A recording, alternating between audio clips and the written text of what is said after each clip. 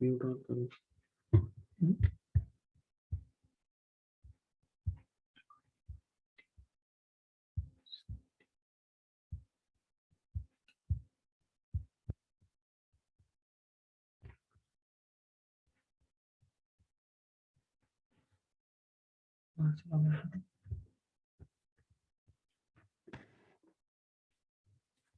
अस्सलाम वालेकुम।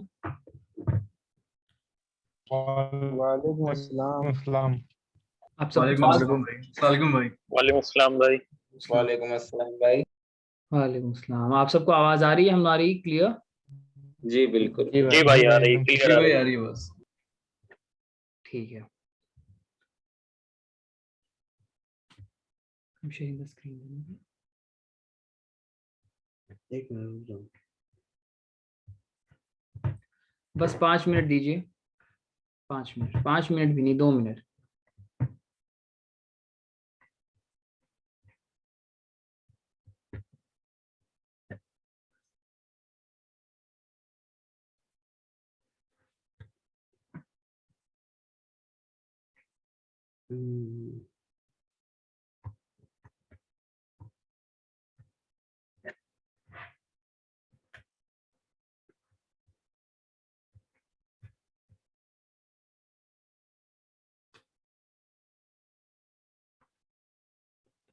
एक minute.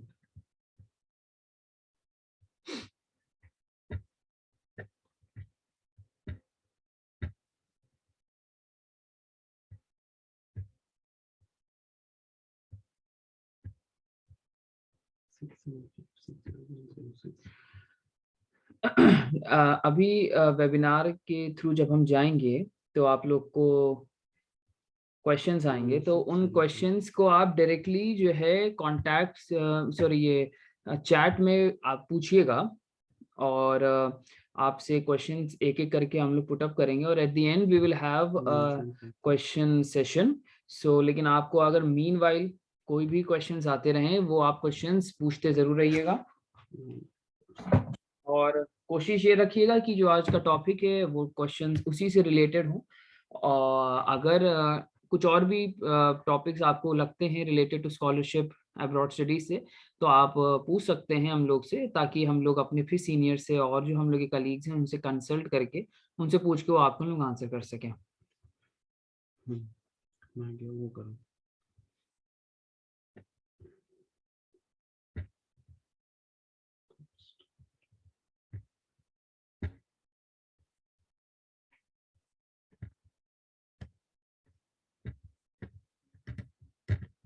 Search.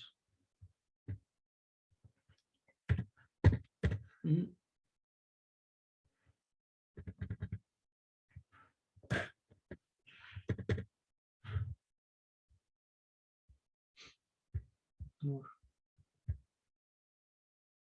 Ghost.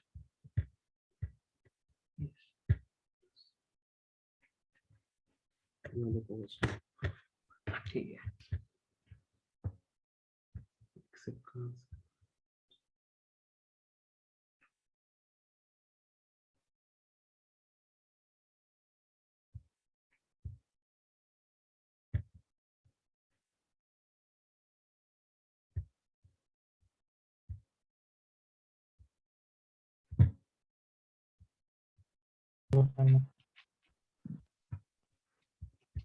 Share screen कर रहे हैं।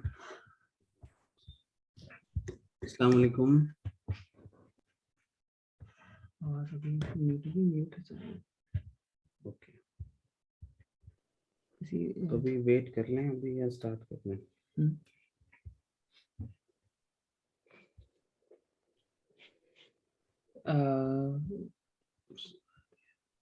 म्यूट ऑन करो।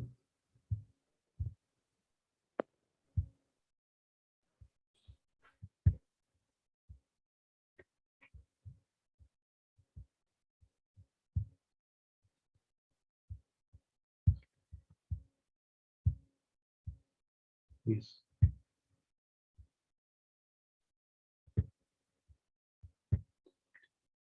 minimize।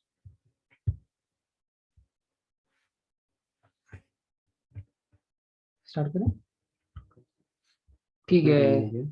तो अब हम लोग 15 यहाँ पे हो रहा है 4:15 एंड हम लोगों ने शेड्यूल किया था कि इसको ये चल रहा है मेरा time। 7:44। 7:44 7:30 से, हाँ, तो 15 हम्म। मिनट्स का थोड़ा मार्जिन लिया था। और कोई भी, हम बार बार कहेंगे, मीन वाइल कोई भी आप लोग को जरूरत हो तो आप तो आप कांटेक्ट में कहते रहें कि आवाज़ अगर क्लियर नहीं आ रही हो या फिर कोई प्रॉब्लम, मैसेज ड्रॉप कर देना। आप मैसेज ड्रॉप कर दें रिगार्डिंग अगर कोई लैंग्वेज इशू भी हो, क्योंकि हम लोग कोशिश ये रखेंगे कि अपनी उर्दू हिंदी में बोलें और फ्लो में इंग्लिश भी आ सकती है। तो अगर कहीं प्रॉब्लम हो कोई भी तरह की तो आप लोग वो जो है ज़रूर कमेंट में, कंटेंट सेक्शन में डाल दें। ठीक है, औज़ु बिल्लाहि मिनश शैतानिर रजीम, बिस्मिल्लाहिर रहमानिर रहीम। आज जो हम लोग का वेबिनार है, या बस पहले हम लोग एक दूसरे का तारुफ करा देते हैं। मेरा नाम मोहम्मद शहवार है। I am student of स्टाइपेंडिकम Hungaricum और मेरा भी इसी साल यहाँ पे एडमिशन हुआ है। मेरा मास्टर्स चल रहा है, बेसिकली ये सेकंड मास्टर्स है जियोलॉजी से। और मेरी स्पेशलाइजेशन जो है वो जियोकेमिस्ट्री में होगी इंशाल्लाह। पूरी कोशिश तो यही है, लेकिन अभी क्योंकि फर्स्ट सेमेस्टर है तो फाइनल होते होते ये कंफर्म हो जाएगी। मेरी यूनिवर्सिटी का नाम आर्थुअस लॉरेन यूनिवर्सिटी है। ये रैंक 1 यूनिवर्सिटी है हंगरी की, और इसकी फैकल्टी ऑफ जो साइंस है उसकी वर्ल्ड में रैंक 309 है। जियोलॉजी डिपार्टमेंट भी बहुत अच्छा काम कर रहा है यहाँ का। तो जो है ये मेरा तारुफ है, और मैं हबीब हॉल का रहने वाला था, और ये मेरे रूम पार्टनर हैं। उबैद। अस्सलाम वालेकुम, मेरा नाम उबैद अख्तर है और मैं भी यहाँ पे मेरा एडमिशन हुआ है स्टाइपेंडियम हंगेरिकम स्कॉलरशिप के थ्रू। फुल्ली फंडेड स्कॉलरशिप मिली है अल्हम्दुलिल्लाह। और मेरी यूनिवर्सिटी है यूनिवर्सिटी ऑफ डेब्रेसन। वहाँ पर एमएससी ज्योग्राफी में विद स्पेशलाइजेशन इन जियोइन्फॉर्मेटिक्स। तो इसमें मेरा एडमिशन हुआ है। मैंने अपना बैचलर्स एमयू से किया है, बीएससी इन जियोलॉजी, फिर masters MSc in remote sensing and GIS applications, और फिर अब मेरा ये डबल मास्टर्स है जियो इन्फॉर्मेटिक्स में। सो मैं भी हबीब हॉल में ही रहता था, शहवार और मैं साथ ही रहते थे। हम लोगों ने दोनों ने इरास्मस के लास्ट ईयर, मतलब पूरा एक साल हमने इरास्मस को दिया है। तो इस वजह से ये एक रीज़न था इरास्मस के लिए वेबिनार करने का, क्योंकि हमने सबसे ज़्यादा टाइम अपना इरास्मस में ही दिया है। तो कोशिश करते हैं आपको शायद और कुछ लोग को ये समझ आए बात अच्छे से। कुछ लोग को ये बात हो सकता है थोड़ी लग रही हो कि आपके पास जब इरास्मस नहीं है नहीं तो है आप इस और पे बात क्यों कर रहे हैं। एग्जैक्टली इस चीज का रीजन जब हम पूरी स्लाइड्स आपको दिखा देंगे, कुछ अपने भी इरास्मस के अचीवमेंट्स बताएंगे, फिर एट द एंड हम जो है आपको ये रीजन आउट करेंगे कि हम लोग इरास्मस पे बात क्यों कर रहे हैं। बिल्कुल। तो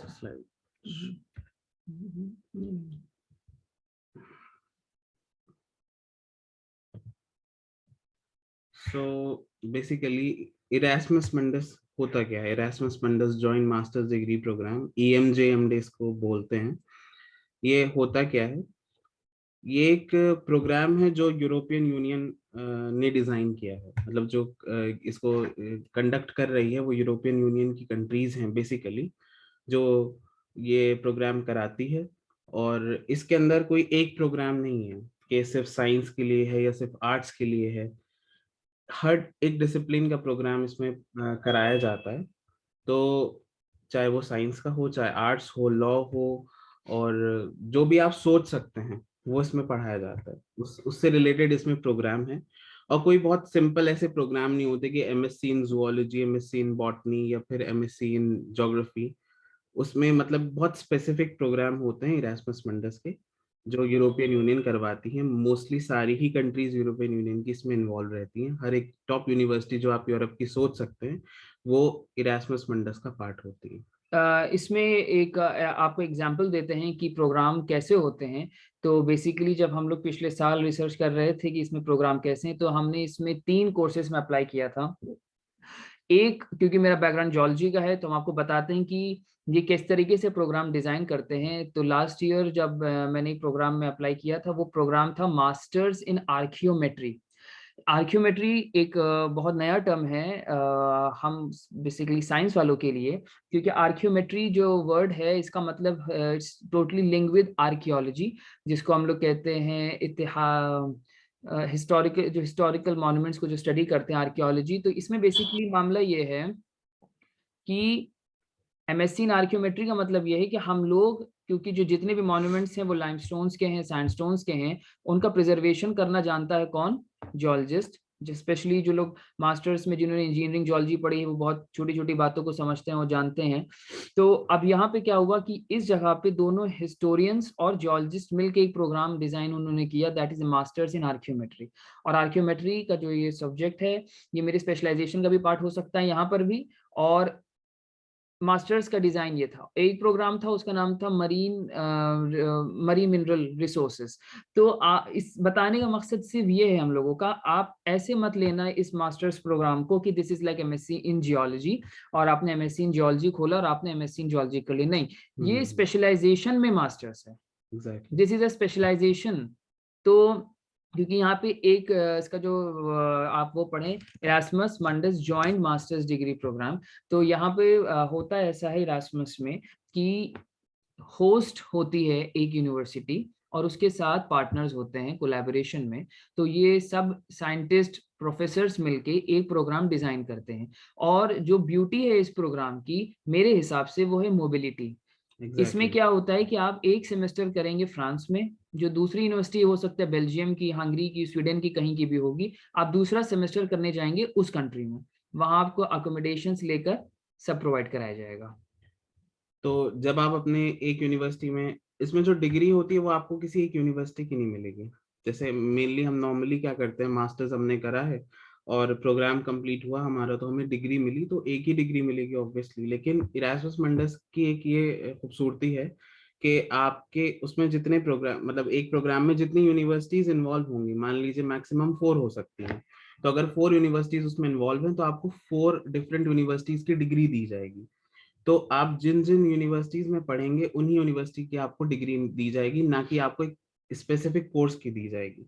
तो ये इसका बहुत बड़ा बेनिफिट है कि मान लीजिए आपने 4 अलग अलग यूरोपियन यूनिवर्सिटी से अपना कोर्स किया, सेमेस्टर 1 अलग यूनिवर्सिटी से, सेकंड अलग से, थर्ड अलग से, एंड फोर्थ बिल्कुल डिफरेंट यूनिवर्सिटी से, तो आपको जो फाइनल डिग्री मिलेगी, आपका एक सेमेस्टर कंप्लीट करके आपको एक डिग्री मिलेगी, फिर दूसरी डिग्री मिलेगी। इस तरह से जब आप प्रोग्राम को कंप्लीट करके निकलेंगे तो आपके पास 4 डिग्री होगी। तो ये बहुत बड़ा बेनिफिट है कि आपके सिर्फ 2 साल के कोर्स में आपको 4 डिग्री मिल रही है, सिर्फ एक इरास्मस मंडस प्रोग्राम से। तो ये इसकी ब्यूटी है। अब बात ये आती है कि कोई भी काम करने से पहले हम ये सोचते हैं कि हम ये काम क्यों करें, why should I go for this. तो सबसे बड़ी चीज ये है कि फुल स्कॉलरशिप प्रोग्राम है, पहली बात तो ये। और फुल स्कॉलरशिप प्रोग्राम्स बहुत सी चल रही है वर्ल्ड में, कॉमनवेल्थ, फुल ब्राइट, स्टाइपेंडियम, इसमें से एक इरास्मस भी है। तो यहाँ पर क्या है कि जो आपको स्टाइपेंड मिल रहा है वो अराउंड कितना है मंथली 900 यूरोस, मंथली 900 यूरोज मिलते हैं आपको, and that is just for living allowance. मतलब आप जो खर्चा करेंगे उस जगह पे रह के 900 यूरोज इंडिया के अराउंड बैठेंगे, इंडिया के अराउंड ही बैठेंगे आई थिंक 80 to 90,000 के बीच में पर मंथ। एग्जैक्टली। और उसमें आपको अकोमोडेशन भी होता है, तो आपका अकोमोडेशन अराउंड 300 यूरो में हो जाएगा। तो जो रिमेनिंग अमाउंट है वो आपका अपना वो है, आप उसको कैसे भी यूज करें। तो एक बहुत ही अच्छा अमाउंट यूरोप में रह के आपको मिल रहा है सिर्फ EMJMD से, EMGMD के थ्रू। और दूसरी चीज रहेगी फुल ट्यूशन फी वेवर, मतलब आपको कोई भी ट्यूशन फी नहीं देनी है, आपको कोई एप्लीकेशन फी नहीं देनी, कोई फी आपको पे नहीं करनी है, सब कुछ फ्री है।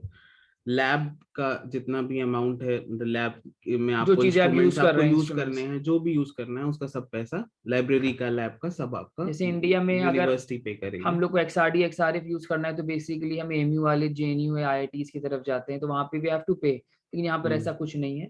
AMGMD में आपको जो है सारा जो ये फंड है, इवन जो है हमने ये तक सुना है कि ये आपके मतलब कपड़ों तक के पैसे देते हैं, कि इतना बेसिक आपकी रिक्वायरमेंट से पूरी करते हैं।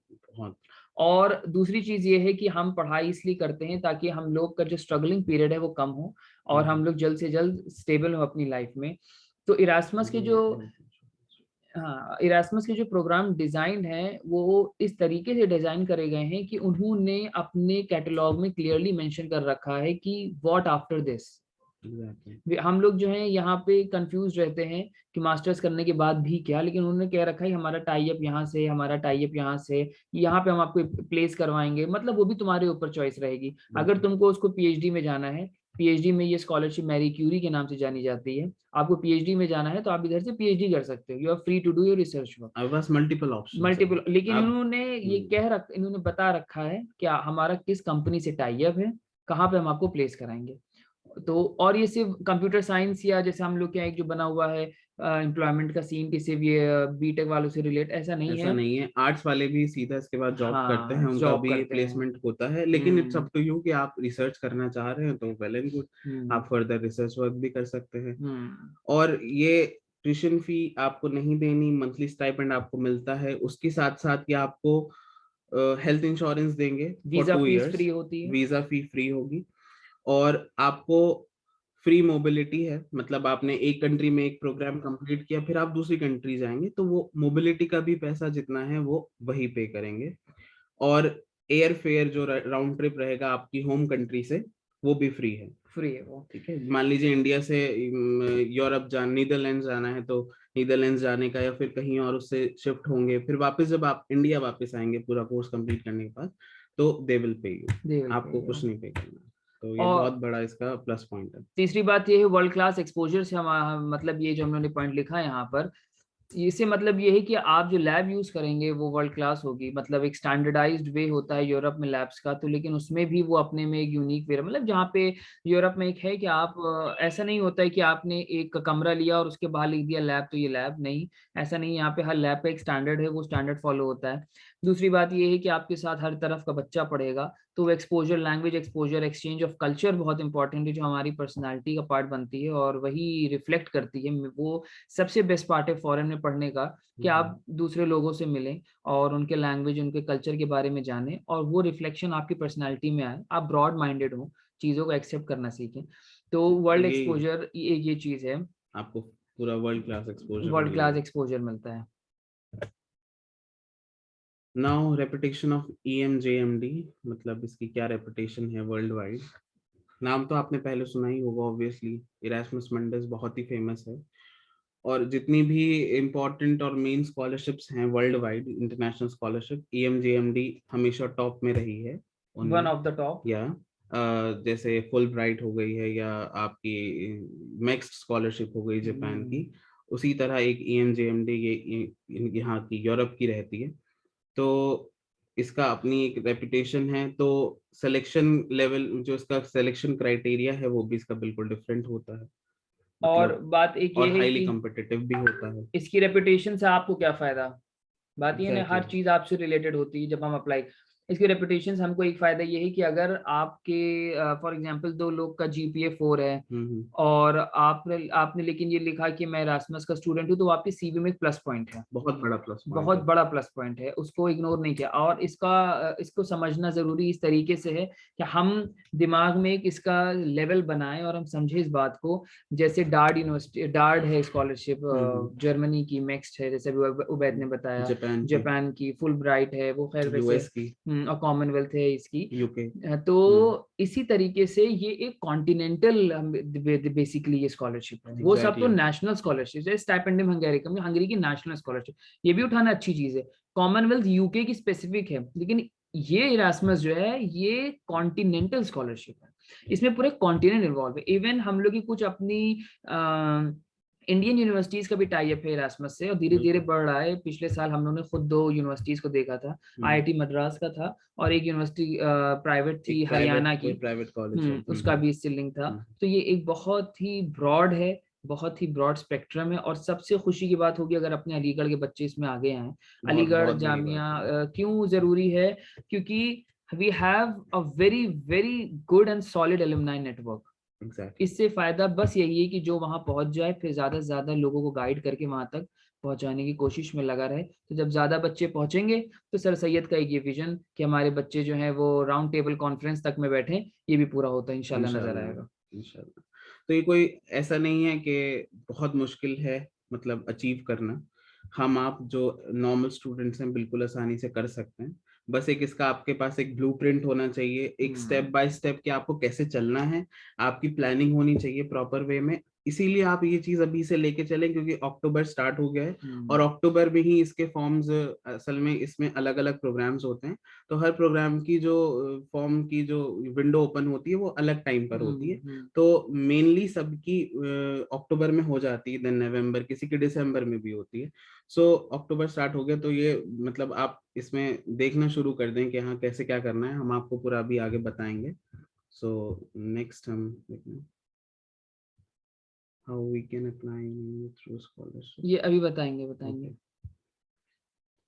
तो और तीसरी बात है कि हाईली कॉम्पिटिटिव है। आपको इसका अंदाजा इस बात से लग सकता है कि जब हमने पिछली बार इसके कोर्स में अप्लाई करा तो मेरा पॉइंट 8 से रह गया, 0.8 से रह गया।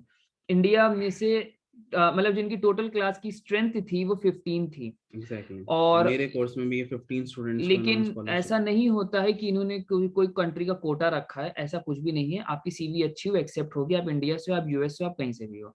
तो इंडिया से 3 बच्चे सिलेक्ट हुए थे, जिसमें से एक सिलेक्टेड में था और 2 वेटिंग में थे। उन 2 वेटिंग में एक मेरा भी नाम था। ठीक है, अल्लाह को जो मंजूर था वो यहाँ आना मंजूर था, हंगरी आना मेरा। लेकिन ये भी एक अचीवमेंट है मेरे लिए कि एएमयू में रहकर वहाँ की गाइडेंस लेकर हमने जब अप्लाई करा तो मेरा इतने कॉम्पिटिटिव लेवल पे 0.8 से रह गया। तो वो कहीं ना कहीं शुरू में तो बुरा लगा, लेकिन later I take it as a proud badge on my shoulder कि चलो ठीक है, वेटिंग में भी नाम आया इतने कंपटीशन में। तो 15 सीट्स हैं, 12 सीटें हैं, दुनिया का बच्चा अप्लाई कर रहा है, हर कंट्री का बच्चा अप्लाई कर रहा है। तो इसके लिए आपको कुछ ना कुछ डिस्टिंक्टिव बनना पड़ेगा। वो आपको अभी हम लोग बताएंगे कि आपको क्या अलग ऐसा करना चाहिए कि आपकी जो एप्लीकेशन है वो नजर में है लोगों के। लेकिन जो सीट्स हैं वो कोर्स टू कोर्स वेरी करती हैं, ऐसा नहीं है कि हर कोर्स में 15 है या 12 है, किसी में 25 भी हैं। तो ये आपके कोर्स पर डिपेंड करता है आप किस कोर्स में अप्लाई कर रहे हैं। तो नेक्स्ट आता है eligibility criteria and documents required. So सबसे इम्पोर्टेंट चीज एज फैक्टर होता है, लेकिन इस स्कॉलरशिप के लिए कोई एज फैक्टर नहीं है। आपके पास सिर्फ बैचलर्स होना चाहिए, एक फुल टाइम बैचलर्स प्रोग्राम की डिग्री और वो ट्रांसक्रिप्ट। मिनिमम रिक्वायरमेंट है। आपने बैचलर्स किया, आप मास्टर्स में अप्लाई कर सकते हैं कभी भी। मास्टर्स के बाद इसमें अप्लाई कर सकते हैं, पीएचडी के बाद इसमें अप्लाई कर सकते हैं, पीडीएफ के बाद इसमें अप्लाई कर सकते आपके हैं, ऊपर है सब, क्योंकि ये प्रोग्राम अपने में यूनिक है।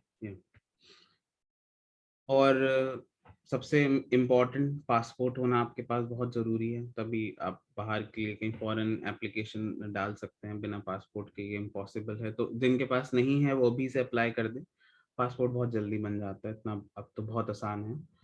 और आपके पास अगर आपका बैचलर्स कंप्लीट हो चुका है तो आप अपनी डिग्री वहाँ से इशू करवा लें अपनी यूनिवर्सिटी से, अलॉन्ग विद योर ट्रांसक्रिप्ट, जो आपकी ग्रेड ट्रांसक्रिप्ट, ग्रेड कॉन्सोलेटेड जो ग्रेड ट्रांसक्रिप्ट होती है, वो आप जिसमें आपके सारे सब्जेक्ट्स लिखे रहते हैं, क्रेडिट्स होते हैं और आपने कितने क्रेडिट्स अचीव किए हैं। जब आप एएमयू ट्रांसक्रिप्ट लेने के लिए जाते हैं तो आपको दो तरह के फॉर्म मिलते हैं। एक होता है यही ग्रेड जिसमें लिख कर आता है, और एक और होता है सब्जेक्ट्स होते हैं, एक में सिर्फ सब्जेक्ट होते हैं। तो हमको जरूरत उनकी है जिसमें हमारे, अगर आप नहीं समझा पा रहे हैं उस वक्त कौन सा चाहिए, तो आप कहिएगा वहां भाई से विंडो पे कि मुझे वो वाला चाहिए जिसमें क्रेडिट्स लिख कर आते हैं, क्योंकि उसकी पहचान ही यही है, में जिसकी जरूरत पड़ती है, क्योंकि उसकी पहचान ही यही, उसमें क्रेडिट्स होते हैं। एग्जैक्टली आपका सब्जेक्ट लिखा होता है सामने, क्रेडिट्स कितना क्रेडिट्स का है और कितने आपने अचीव किए हैं। हाँ, और एक इसमें है पॉइंट लेटर ऑफ रिकमेंडेशन। ये एक समझने वाला पॉइंट है कि इवन जो टीचर की प्रोफाइल है वो सिर्फ एएमजीएमडी में नहीं, वो आप कहीं पर भी अप्लाई करेंगे, टीचर की प्रोफाइल भी मैटर करती है। आप अगर डीन से लेंगे और वो डीन की, जैसे अभी अपने जो काजी मजहर अली साहब जो डीन है, वो dean of faculty of science, उनकी पीएचडी ऑक्सफोर्ड से है स्टैटिस्टिक्स में। तो जो बच्चा स्टैट्स का है वो कोशिश करे हर अपने उस टीचर से रिकमेंडेशन ले जिसकी खुद प्रोफाइल बहुत सॉलिड है, क्योंकि ये लोग उस टीचर की भी प्रोफाइल के थ्रू जाते हैं। That's why they ask the official email and official name of your teacher, और वो ये भी पूछते हैं कि आपकी वेबसाइट की ऑफिशियल वो क्या है लिंक, क्योंकि वो उस टीचर की प्रोफाइल के थ्रू जाते हैं। तो power of letter of recommendation का मतलब यही है कि आपकी टीचर जिससे आपने एलओआर लिया है वो कितना स्ट्रॉन्ग आदमी है। एग्जैक्टली जैसे हम जूलॉजी डिपार्टमेंट में मंडल सर हैं, राशिद उमर साहब हैं, फराहिम साहब हैं, एक से एक दिग्गज हैं उस डिपार्टमेंट में। तो ऐसे लोग जो हैं जिनकी प्रोफाइल बहुत स्ट्रांग है, नेशनल अवार्ड हैं, साइंटिस्ट हैं, तो ये सब चीजें बहुत मैटर करती हैं और ये बहुत स्ट्रॉन्ग इफेक्ट डालती हैं आपके एप्लीकेशन फॉर्म पे। और एक बात याद रखिएगा, लेटर ऑफ रिकमेंडेशन आप ऐसा नहीं है कि आपने किसी डिपार्टमेंट से पढ़ा नहीं है लेकिन आप उनके प्रोफेसर को जानते हो और आपने वहां से ले लिया। मतलब आपको उन्होंने पढ़ाया हो, मतलब कोई रिलेशन होना चाहिए आपका और उन प्रोफेसर का। रिलेशन किस सेंस में कि आप जो पढ़ रहे हैं या आपने जो अपने बैचलर्स में पढ़ा है उन्होंने वो कहीं ना कहीं आपको पढ़ाया हो, तो ये होना जरूरी है, ये चीज मैटर करती है। कहने का मकसद ये है कि वहां पे ये बात साबित हो रही हो कि इन दोनों के बीच में प्रोफेसर और स्टूडेंट का रिलेशन है, ना कि कोई पर्सनल रिलेशन। हाँ, जैसे हमने जब लेटर रिकमेंडेशन लिया तो जियोलॉजी डिपार्टमेंट के होते हुए भी I asked Suhail Sabir sir to provide me letter of recommendation, तो वो भी वैलिड है क्योंकि आपको कोई आपका प्रोफेसर जिसने आपने केमिस्ट्री भी पढ़ी है अपने बैचलर्स में तो यहाँ पे है ऐसा केस, AMJMD के केस में हम बता रहे हैं। आप जब यूनिवर्सिटीज में अप्लाई करेंगे तो वहां पे हमें नहीं लगता ये चीज इंपॉर्टेंट नहीं है। वहां पे आप कोशिश करें अपने ही डिपार्टमेंट के टीचर से लें, क्योंकि वो आपको जियोलॉजी या जो भी सब्जेक्ट है आपका उसके बेस पे जज करता है और वो फिर कहता है कि ये बच्चा कैसा है। लेकिन इसमें ऐसा नहीं है, इसमें जो बिल्कुल है आप आउट ऑफ द बॉक्स नहीं जा सकते। हाँ, आपका वो सप्लीमेंट्री सब्जेक्ट होना चाहिए। हाँ, ये नहीं कि आप साइंस के होके कहते हैं कि उर्दू डिपार्टमेंट के टीचर से आप लेटर ऑफ रिकमेंडेशन, ये नहीं, लेकिन रेलेवेंस होना चाहिए, रेलेवेंस होना चाहिए। और बहुत से ऐसे हैं कि जिनको डिग्री नहीं मिली है, कोर्स कंप्लीट नहीं हुआ है, तो जो फाइनल ईयर में अपने बैचलर्स को वो भी अप्लाई कर सकते हैं, कोई और डिग्री की जरूरत नहीं होती। उसमें अगर आपकी डिग्री होती वाली नहीं, उसमें फिर सिर्फ ट्रांसक्रिप्ट लग जाती है। अच्छा। तो और ट्रांसक्रिप्ट की भी आपकी 4 सेमेस्टर्स की निकलेगी, first, second and third, fourth, fifth और सिक्स्थ की नहीं रहेगी। कोई मतलब कहने का मकसद ये है कि परेशानी इस बात पे नहीं होगी कि आप अभी बैचलर्स कंप्लीट नहीं, मतलब आप जब परस्यू कर रहे हैं बैचलर्स तब भी आप अप्लाई कर तो अप्लाई। लेकिन कुछ हैं स्कॉलरशिप्स ऐसी जिसमें आपको परस्यूइंग होने की वजह से वो आपके कुछ मार्क्स डिडक्ट कर देते हैं। तो ये जैसे स्टाइपेंडियम मंगेरिकम है, इसमें यही होता है कि अगर आप परस्यूइंग हैं आपको स्कॉलरशिप नहीं दी जाएगी। ऐसा नहीं है, मतलब मुश्किल होता है, हाँ, मुश्किल हो जाएगा। सबसे इंपॉर्टेंट जो फैक्टर है वो है स्टेटमेंट ऑफ पर्पस, इसे मोटिवेशन लेटर भी कहते हैं, रिसर्च प्रपोजल भी बोल सकते हैं। सबसे इंपॉर्टेंट ये है, ये इसका एक फॉर्मेट है एसओपी का। बेसिकली एसओपी से मतलब क्या है, मतलब एसओपी की इतनी इंपॉर्टेंस क्यों है? एसओपी जो है वो आपके एजुकेशनल बैकग्राउंड से लेकर फ्यूचर पर्सपेक्टिव का रिफ्लेक्शन है। आपने जो अचीवमेंट करा है वो उसमें ऐसे दिखाना है कि कैसे ये आपके एकेडमिक्स के साथ और जिसमें कोर्स में अप्लाई कर रहा हूँ उसके साथ लिंक्ड है। Exactly. ये है एसओपी का पूरा एक जुस जिसे कहते हैं उर्दू में। ये नहीं करना हमको कि जैसे आपको जो है क्लास बैचलर्स फाइनल्स में अगर आपको जो है आप वो मिला, क्या नाम है, आर्ट्स में फॉर एग्जांपल हम जा रहे हैं पीएचडी साइंटिफिक की तरफ और आपने कुछ इरेलेवेंट सा को करिकुलर एक्टिविटी डाली तो उससे फर्क नहीं पड़ेगा। आपको दिखाना है you are best fit for this course. हाँ, आप इस कोर्स के लिए ही बने हैं। हाँ, तो वो आप कैसे दिखाएंगे? वो आप इस तरह से दिखाएंगे कि आपने जो आप कोर्स करने जा रहे हैं उस कोर्स का स्ट्रक्चर क्या है, पहले तो आप यही देखेंगे। तो उस स्ट्रक्चर को देखते हुए आप अपना मोटिवेशन लेटर लिखेंगे। ऐसे नहीं आप अपना मोटिवेशन ऐसे ही आपने पहले लिख दिया फिर आप देख रहे हैं अच्छा मेरा कोर्स क्या है। सो बेसिकली पहले आपको अपना कोर्स जानना है, जिस कोर्स में आप इंटरेस्टेड हैं, उसके बाद आप अपना मोटिवेशन लेटर लिखना स्टार्ट करेंगे on the basis of your course structure. तो वहाँ रिलेवेंस होना बहुत जरूरी है, specially in the case of Erasmus क्या सब में ही बहुत जरूरी, रिलेवेंस है, बहुत रिलेवेंट होना चाहिए उसको। और जो है कम वर्ड्स में ज्यादा अच्छे लिखने की कोशिश करें। ऐसे नहीं कि आपने बहुत बढ़ा दिया तो वो अच्छा इम्पैक्ट नहीं डालता। तो कम से कम जितना वो एक आपके लिए वो रख देंगे कि आपके एक लिमिट होगी, वर्ड लिमिट या कैरेक्टर लिमिट होगी। वो आप जब फॉर्म फिल करेंगे तो आपको वहां पर दिख जाएगा। और इस बात का ध्यान रखिएगा कि वर्ड लिमिट और कैरेक्टर लिमिट में फर्क होता है। ये हम लोग के साथ एक बार एक्सपेरिमेंट हो चुका है कि वहां पे लिखा था ओनली 1500 कैरेक्टर्स, तो हम लोग ने जल्दी में देखा और 1500 वर्ड्स का लिख दिया। तब हम दोनों अपनी उस एसओपी को मदर एसओपी कहते हैं। इतनी बड़े एसओपी लिख दी कि उससे भी हम 4 एसओपी एक्सट्रैक्ट कर सकते हैं। तो कैरेक्टर्स बेसिकली लेटर्स होते हैं, स्पेसेस होते हैं, कॉमा और पंक्चुएशन सब उसमें इंक्लूडेड है। नीचे लिखा आ तो जब भी आप ये काम करें तो स्टे वेरी काम कूल, इसमें आप बिल्कुल परेशान ना हो, लेकिन इस बात का हमेशा ध्यान रखें कि ये सिर्फ एप्लीकेशन भरने की बात नहीं है, ये पूरी प्रिपरेशन है, ये पूरी प्रिपरेशन है 8 से 6 महीने की प्रिपरेशन है, क्योंकि Exactly. आप सीवी 2 रात में नहीं लिख सकते, आप एसओपी 2 रात में नहीं लिख सकते, आप एलओआर का काम 2 हफ्ते में मतलब नहीं कर सकते। You need to run, you need to move from here to there, क्योंकि हम लोग सब एनआरएससीज नहीं है यहाँ पे, हम लोग अलग अलग शहरों से आते हैं, कोविड का टाइम चल रहा है, तो stay in contact with the professors और उनसे आप अपना आइडिया शेयर करते रहें। हम अगर अपनी बात बताएं तो जूलॉजी डिपार्टमेंट में I am very very thankful to our professors, my professors Akram Sahab हो गए, फराइम साहब हो गए, सरफराज, मतलब नाम लेते चले जाएं, बहुत टीचर्स ने जो है बहुत अच्छा रोल प्ले करा। सुहेल साबिर साहब ने बहुत ज्यादा कहा कि मतलब पुश करा हमको इस बात से कि कंफर्ट जोन छोड़ना पड़ेगा, एएमयू का कंफर्ट जोन, क्योंकि एएमयू ने हम लोगों को बैग पैक भर के दे दिया है कि ये सामान जिंदगी भर का सामान है, जहां जाओगे तुम्हारे काम आएगा, और वो बैकपैक हमारे टीचर्स ने हमारे पेरेंट्स की तरह तैयार किया है। तो आप बिल्कुल अपना कंफर्ट जोन छोड़ने से मत डरिएगा। आप यहाँ जब आएंगे तो it will be very comfortable. क्यों? यूरोप भर में अलीगढ़ के लोग मौजूद हैं, यूएस में हैं, कांटेक्ट में रहिएगा बस। और अगर और एक चीज और है, जो लोग फॉरेन में आते हैं और जो अपने इंडिया में हमारे लोग होते हैं, उनसे कम्युनिकेशन गैप होने का रीजन एक तो टाइम जोन डिफरेंस है, वो इसलिए अगर आप दिन में एक मैसेज करके ये सोचते हैं कि उसने रिप्लाई नहीं दिया तो हम रूड हैं, ऐसा नहीं है। बात ये कि यू पुश अस, एक नहीं 4 बार करो, ताकि हमारे पास जैसे ही टाइम मिले हम फॉरन इस चीज का रिप्लाई कर दो, और डोंट हेसिटेट। लेकिन अब इतना भी मत हो कि वी गेट इरिटेट। तो कीप अ हेल्दी बैलेंस, और जो है कांटेक्ट में रहो, एलुमनाई के साथ जुड़े रहो। हम लोग की बहुत हेल्प की एलुमनाइज ने, वो हम लोग इग्नोर नहीं कर सकते। बिल्कुल। सो एसओपी में आपको एग्जैक्टली करना क्या होता है? एसओपी में आपको एक स्टोरी बतानी होती है, मतलब अगर आप इस सेंस में देखें कि आपने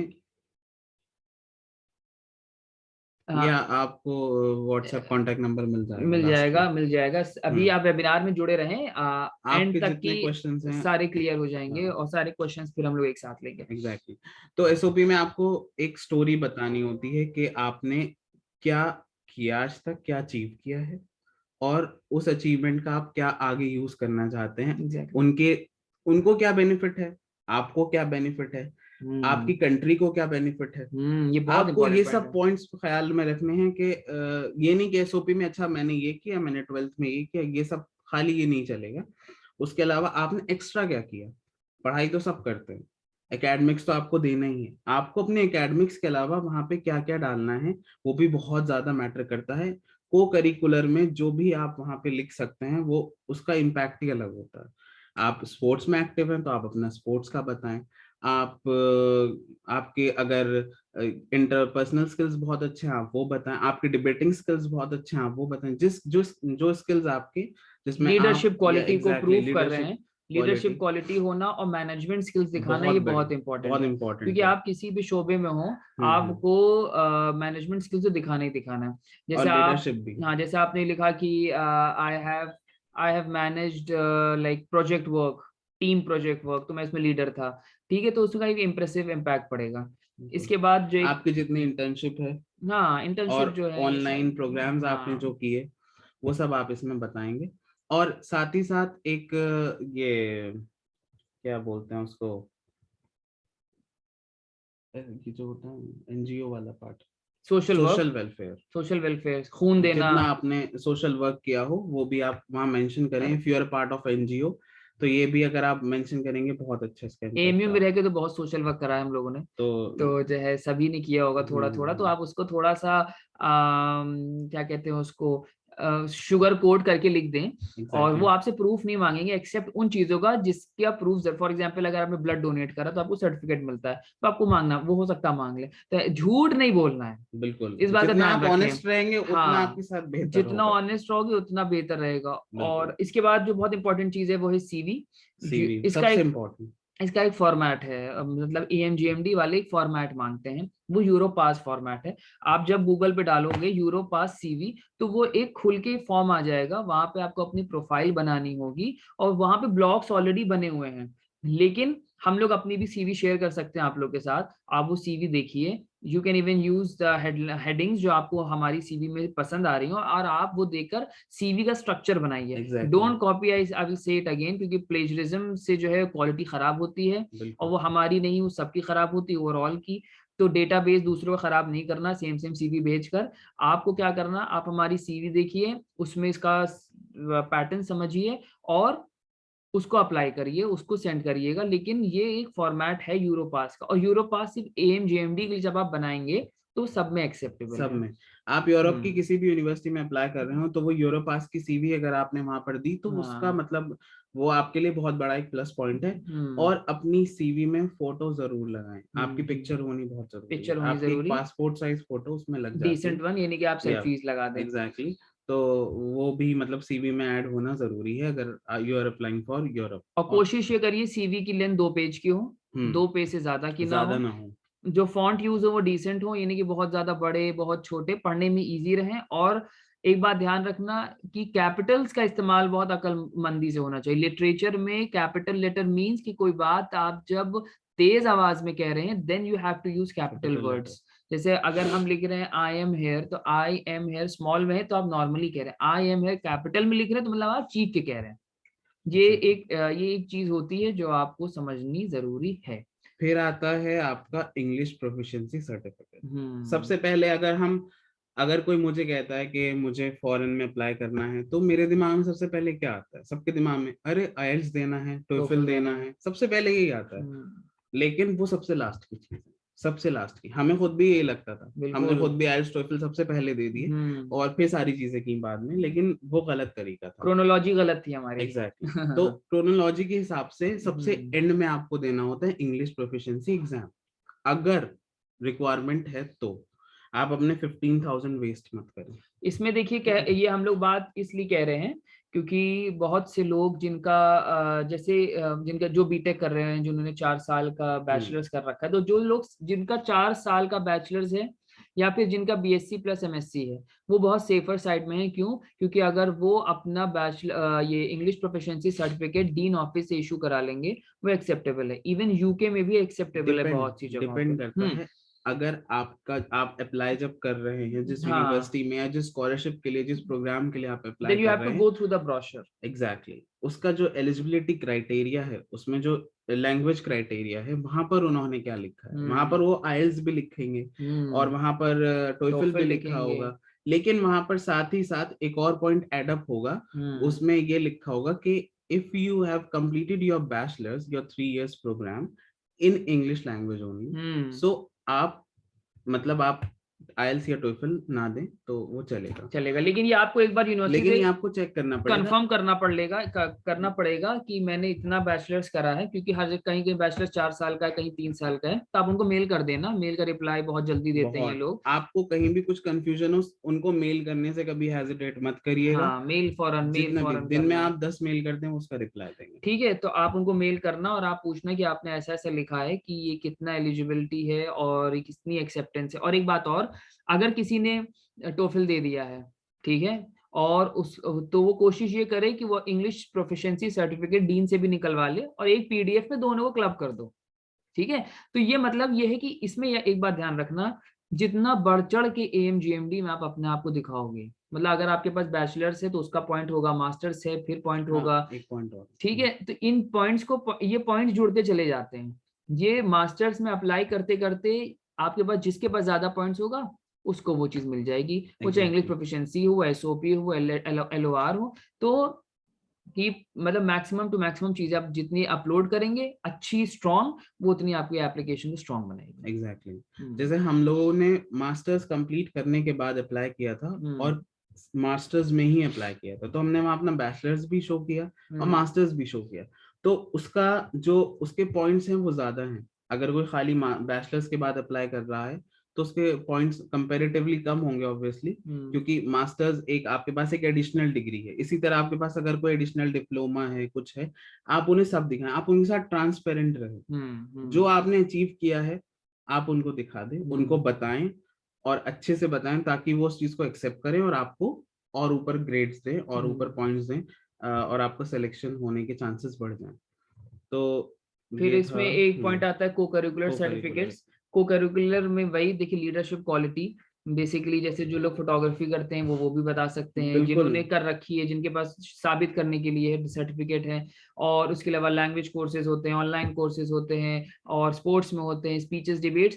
तो या आप जिसका क्या करते हैं हम लोग कि इसकी स्कैन कॉपी बनाते हैं और इसको अपलोड करते हैं उनके पास, ताकि वो अंदाजा लगा सके कि हम कितने अपनी यूनिवर्सिटी में एकेडमिक के साथ साथ कितना को करिकुलर में भी एक्टिव रहे। क्योंकि अब तो इंडिया में भी बहुत इंपॉर्टेंस है इस बात की, इसको डिनाई नहीं करेंगे। यहाँ पे शुरू से रही यूरोप में और यूएस के साइड पे कि आप पढ़ाई के साथ साथ को करिकुलर में कितने एक्टिव हैं, तो आपको ये शो करना होगा और ये आपकी सीवी में बहुत मैटर करेगा, सॉरी एप्लीकेशन फॉर्म में बहुत मैटर करेगा, इसका वेटेज होता है। और एक चीज ये कि आप एकेडमिक्स में ये नहीं कि जो आपको यूनिवर्सिटी ने पढ़ाया है आप उस पर ध्यान दे रहे हैं, साथ ही साथ आप एडिशनल ऑनलाइन कोर्सेज भी कर सकते हैं, मूक कर सकते हैं, MOOC। उसके अलावा वर्कशॉप आपको लग रहा है कि कोई रेलेवेंट वर्कशॉप हो रही है, आपने वो अटेंड कर ली, ऑनलाइन वेबिनार हो रहा है, सेमिनार हो रहा है, कॉन्क्लेव हो रहा है, आप ये सब अटेंड करें, उसके आपको सर्टिफिकेट्स भी मिलेंगे और आपको सीखने को भी मिलेगा, ताकि आप अपनी उसमें स्किल्स डेवलप होंगे, वो स्किल्स भी आप वहां पर बता सकते हैं, तो वो भी आपके लिए एक एडिशनल फैक्टर रहेगा। नेक्स्ट ये है कि अब क्या क्या इंपॉर्टेंट की पॉइंट्स है जो जानना जरूरी है। इसमें ये है कि आपके पास जब आप कैटलॉग खोलते हैं, मतलब जब लिस्ट ऑफ प्रोग्राम्स आपके सामने आते हैं, तो उसमें से आपको 3 बेस्ट चूज करने हैं प्रोग्राम्स, और उन्हीं 3 में आप अप्लाई कर सकते हैं। 3 से ज्यादा कोर्सेज में अप्लाई नहीं कर सकते, वो ऑटोमेटिक रिजेक्ट हो जाएगा चौथा जो आप अप्लाई करोगे। और ये कंपलसरी नहीं है कि आपको 3 में करना ही है। हाँ, मैक्सिमम आप 3 में कर सकते हैं। 3, आप 1 में भी 2 में भी, और मैक्सिमम आप 3 में कर सकते हैं, उससे ज्यादा में आप अप्लाई नहीं और कर ये भी सकते। हो सकता है कि आपको 3 की 3 अवॉर्डेड हो जाए, तो फिर आपके पास ये ऑप्शन है कि आप 2 को रिजेक्ट करो, 1 के पकड़ लो जो आपको बेस्ट लग रही है। बिल्कुल, ये चीज है। सेकंड में आपको एक पॉइंट ये ख्याल में रखना है, आपको एक, जब आप ये काम स्टार्ट करें उससे पहले ही अपनी डायरी मेंटेन कर लें, जिसमें आप अपना सारा डेटाबेस रखेंगे। उसके अंदर आप क्या लिखेंगे? प्रोग्राम का नाम, name of the program, program की विंडो कब ओपन हो रही है, एप्लीकेशन विंडो, डेडलाइन कब है, उसके की फीचर्स क्या है, कोर्स स्ट्रक्चर्स में मान लीजिए कि क्या क्या वो स्पेशली पढ़ा रहे हैं, स्पेशलाइजेशन क्या है, उसके अलावा उनका स्पेसिफिक एलिजिबिलिटी क्राइटेरिया क्या है। हर प्रोग्राम का अपना एक एलिजिबिलिटी क्राइटेरिया, जो हमने अभी बताया वो इन जनरल क्राइटेरिया था। प्रोग्राम वाइज भी बहुत स्पेसिफिक होता है कि अच्छा आपके पास ये, आपको ये कंप्यूटर लैंग्वेज आनी चाहिए, आपको ये आपने ये ऑनलाइन कोर्स किया हो, आपने मैथ्स में इतने क्रेडिट्स गेन किए हो, फिजिक्स में, मैथ्स फिजिक्स का में इतने क्रेडिट्स गेन किए हों, तो ये सब चीजें बहुत स्पेसिफिक होती हैं और ये कोर्स टू कोर्स वेरी करती हैं।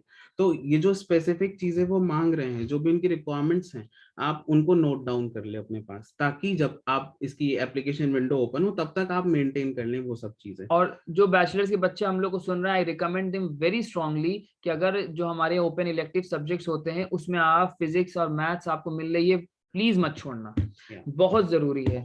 अगर आप बायो बैकग्राउंड के हो, मैथ्स नहीं चल सकती, तो फिजिक्स पकड़ो। ये 2 सब्जेक्ट का ट्रांसक्रिप्ट में होना ही बहुत होता है।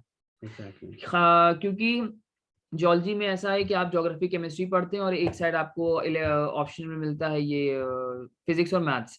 तो ये इंडिया में भी रह के हम इसकी इंपॉर्टेंस जानते थे कि जियोलॉजी जो फिजिक्स और मैथ्स देते हैं, अगर हम जैम में हम ज्योग्राफी वाले टॉप भी कर ले जाते थे तो हमारा कोई इंपॉर्टेंस नहीं है, लेकिन वो लोग अगर नीचे से भी अच्छे आ गए तो उनको IIT धनबाद और ये सब मिल जाता है। ठीक है, तो कहने का मकसद ये कि आप बिल्कुल हेसिटेट मत करना कि ओपन इलेक्टिव में फिजिक्स लेना बहुत आसान है। फिजिक्स का जो सिलेबस है ओपन इलेक्टिव में बैचलर्स में बहुत इजी, बहुत इंटरेस्टिंग है। लेजर्स और फोटो इलेक्ट्रिक इफेक्ट, यही वाले चैप्टर्स हैं, तो ये रख लेना। कोशिश करना कि मैथ्स और फिजिक्स को अपने में इंक्लूड करें वो बच्चे जिनके पास वो इसमें नहीं है, सब्सिडरीज में नहीं है। और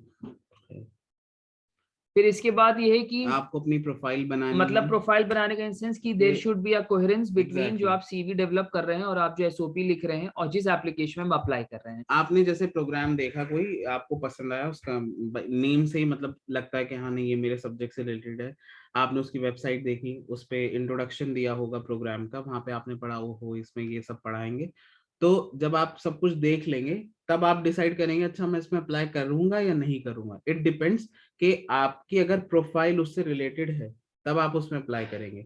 आप अपने कोर्स से बिल्कुल हटके नहीं जा सकते। ये नहीं कि आप एक बायो के स्टूडेंट है और आप किसी फिजिक्स के कोर्स में अप्लाई करना है, मतलब ये सोचा कि क्योंकि वो तो सबको एक्सेप्ट करते हैं, इट डिपेंड्स कि आप जो हैं नहीं, उसके आप साथ अगर बायो के हैं स्टूडेंट और आप कोहेरेंस होना फिजिक्स बहुत में जरूरी आप है। अप्लाई कर रहे हैं, तो आपने ऐसी कुछ चीजें कर रखी हो कुछ कि ऐसा वो शो आपको करें। एक्सेप्ट कर लें। अब देखो, जैसे हमने यहाँ पे लिखा है कि कोहेरेंस, हम लोग ने लिखा है कि कोहेरेंस होना चाहिए, तो देखिए इसको डेवलप करने का तरीका क्या है। ऑनलाइन कोर्सेज सबसे इंपॉर्टेंट ऑनलाइन कोर्स, और कोशिश ये करिए कि आप लोग ऑनलाइन कोर्स करिए कोर्सेरा से। कोर्सेरा में फ्री कोर्सेज नहीं होते, ऑडिट कर लेना। उसका एक जुगाड़ है। उसका जुगाड़ ये है कि जब आप कोर्सेरा में सब्जेक्ट डालेंगे कि आपको ये कोर्स करना है, तो वहां पे कोने में लिख कर आता है अप्लाई नाउ में कि financial aid available. Financial aid available पे आप जाइएगा, वहां पे आपको क्वेश्चनेयर मिलेगा, 3 क्वेश्चंस भरने होंगे। जिनको उसके आंसर चाहिए हमको ईमेल कर देना, फॉरवर्ड कर देंगे, वो हमने रख रखा है। बस उसको उठा के फौरन कॉपी पेस्ट, 15 दिन के बाद वो कोर्स खुल जाएगा, वो लाइफ टाइम के लिए खुलता है। उसको आप पढ़ो, और फिर सर्टिफिकेट आने से पहले आप सीवी में लिख दो। कोशिश ये करो कि सर्टिफिकेट हाथ में हो। अगर वो क्वेश्चन कर लेते हैं कि आपके पास है कि नहीं, तो आप उनको फॉरन ऑनलाइन आता है सर्टिफिकेट कोर्सेरा का, और वो और उसकी इंपॉर्टेंस भी है।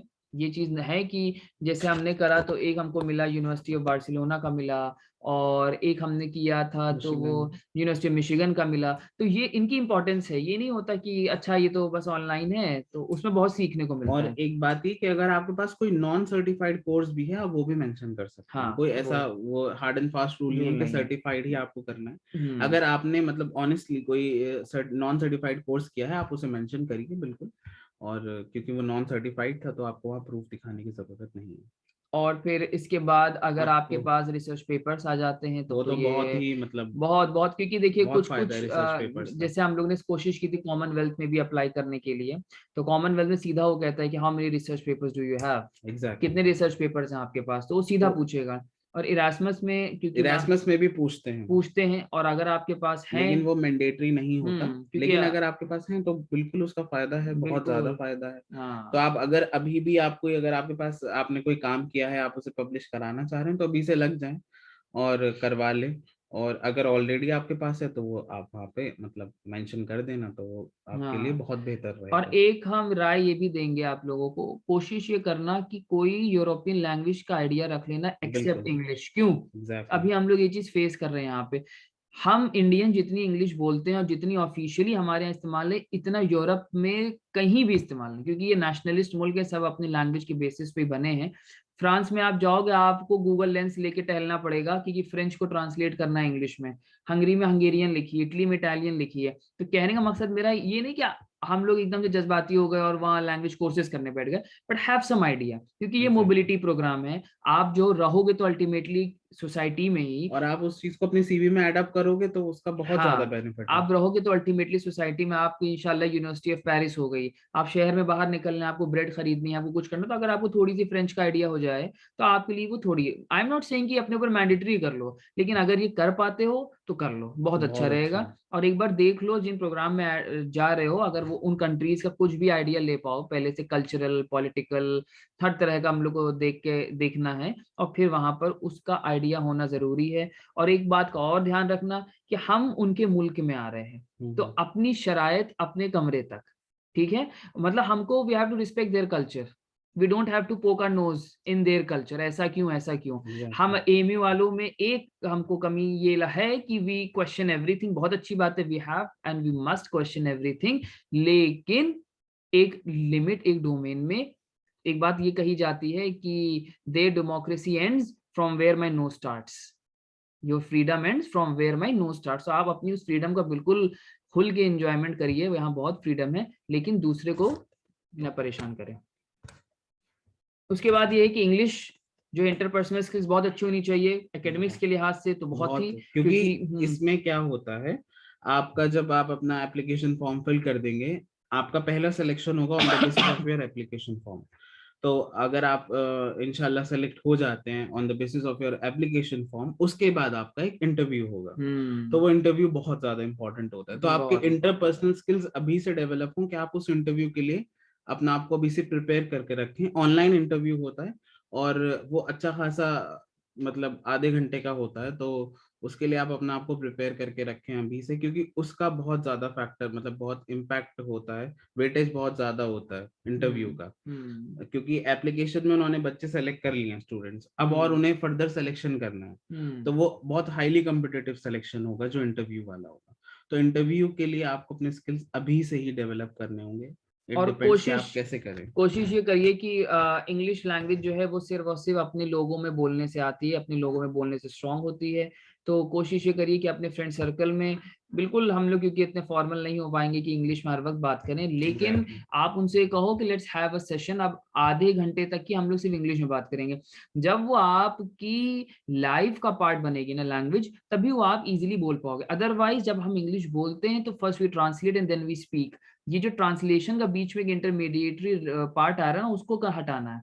You just think and you must speak, there should be no space for translation. वहां पे ट्रांसलेशन के लिए जगह नहीं होनी चाहिए।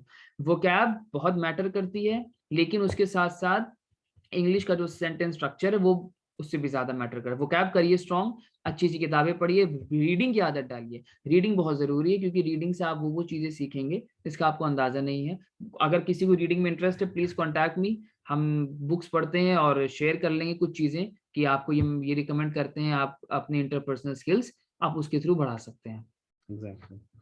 सो नेक्स्ट है को करिकुलर। वो बता चुके हैं कि को करिकुलर का भी उतना ही वेटेज है जितना आपके एकेडमिक्स का है। ये नहीं कि खाली आप सिर्फ पढ़ रहे हैं, आपके एकेडमिक्स स्ट्रांग है, लेकिन आपको साथ साथ अपना को करिकुलर भी स्ट्रांग करना पड़ेगा।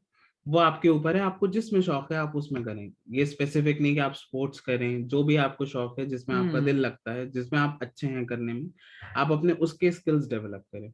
और वो स्किल्स आप अपनी सीवी में, अपनी एसओपी में मेंशन करें, तो उससे आपको आगे मतलब एप्लीकेशन में बहुत ज्यादा बेनिफिट रहेगा।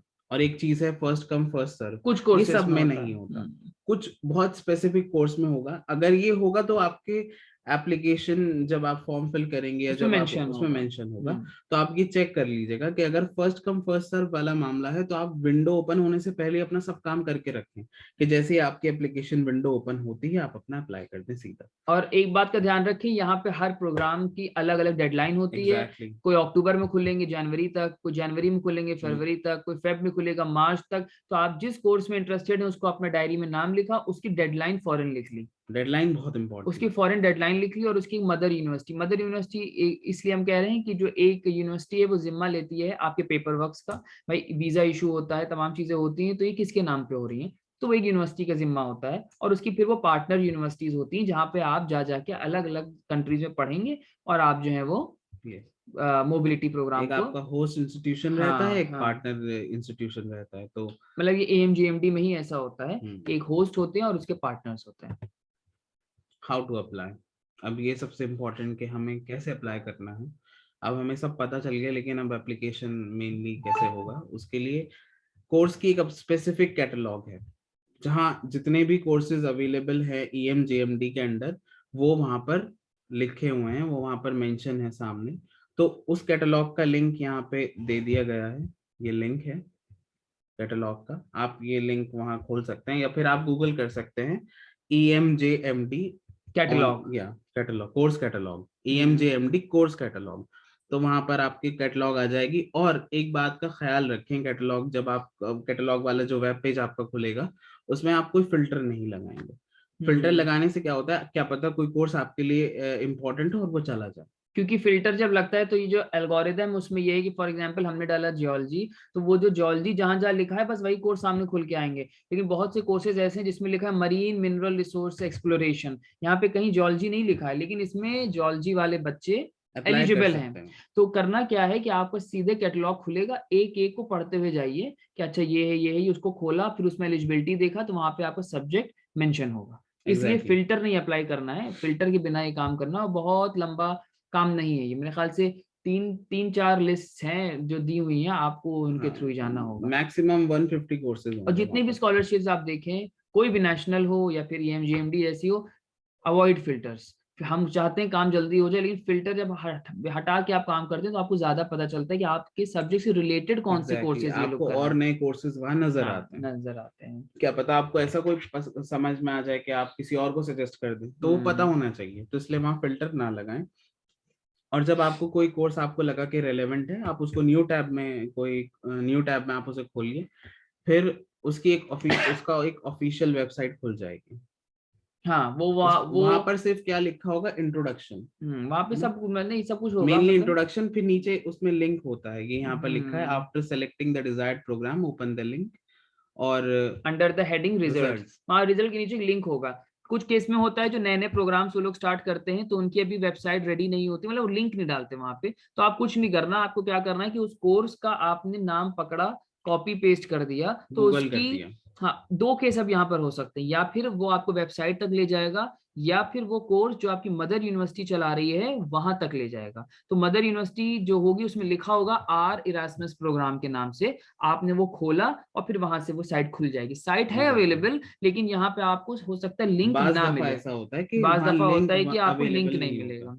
Yeah. तो आप गूगल महाशय का यूज करें और वहां तक पहुंच जाएं, ठीक है। Yeah. फिर आप फिर वेबसाइट को एक्सप्लोर करें एक्सप्लोर वेबसाइट को। करें इन सेंस की क्या क्या इनकी रिक्वायरमेंट्स जितना हैं। आप एक्सप्लोर करेंगे वेबसाइट को, हाँ उतना आपका उतना अच्छा फायदा है। है, ठीक है। आप फिर वहीं से सवाल हम्म। उठेंगे, आप ईमेल करेंगे, अभी जो पीछे बातें गुजरी हैं उनका ख्याल रखकर कि हम ऐसे ऐसे अपनी प्रोफाइल बिल्डअप करी, फिर आपका इंशाल्लाह जब विंडो ओपन होगी एप्लीकेशन ऐसे फॉर्म फॉर्म भरेंगे, आएगा, फॉर्म फिल डॉक्यूमेंट्स करेंगे। आपके ऑलरेडी तैयार हैं, एग्जैक्टली। सब कुछ आपने। और एक बात और ध्यान रखना कि एप्लीकेशन फॉर्म पहली डेट से खोल के एक बार चेक कर लेना कि इसमें क्या क्या किस जरूरत तरह है। से हो रहा कभी है। कभी होता है कि आपको सरप्राइज मिलता है, अच्छा इसमें ये भी डॉक्यूमेंट्स मांग रहा है, लेकिन आपको टाइम मिलता है करीब 2 और ढाई 3 महीने का, हाँ, तो आप उसमें वो डॉक्यूमेंट तैयार कर और सकते हैं। बहुत से कोर्सेज में ऐसा है कि आपको, मान लीजिए एसओपी के लिए उन्होंने कहा, तो वो पीडीएफ नहीं मांग रहे एसओपी की, आपको वहां हाँ टाइप करनी है, टाइप आप कॉपी बॉक्स होगा। पेस्ट भी नहीं कर सकते, हम्म। आपको वहां टाइप करनी है, तो आप टाइप करेंगे।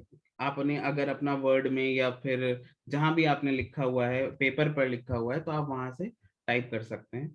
तो और कुछ यूनिवर्सिटीज ये करती हैं, कुछ प्रोग्राम में ऐसा होता है वो सीधा डॉक्यूमेंट मांगते हैं, हाँ पीडीएफ एज अ फॉर्म में पीडीएफ, या वो वर्ड फॉर्म में सीधा वो डॉक्यूमेंट का मांग टाइप ऑफ डॉक्यूमेंट वहां अपलोड मेंशन करना करके होगा। रखेंगे। हम्म। तो इस बात का ख्याल रखिएगा।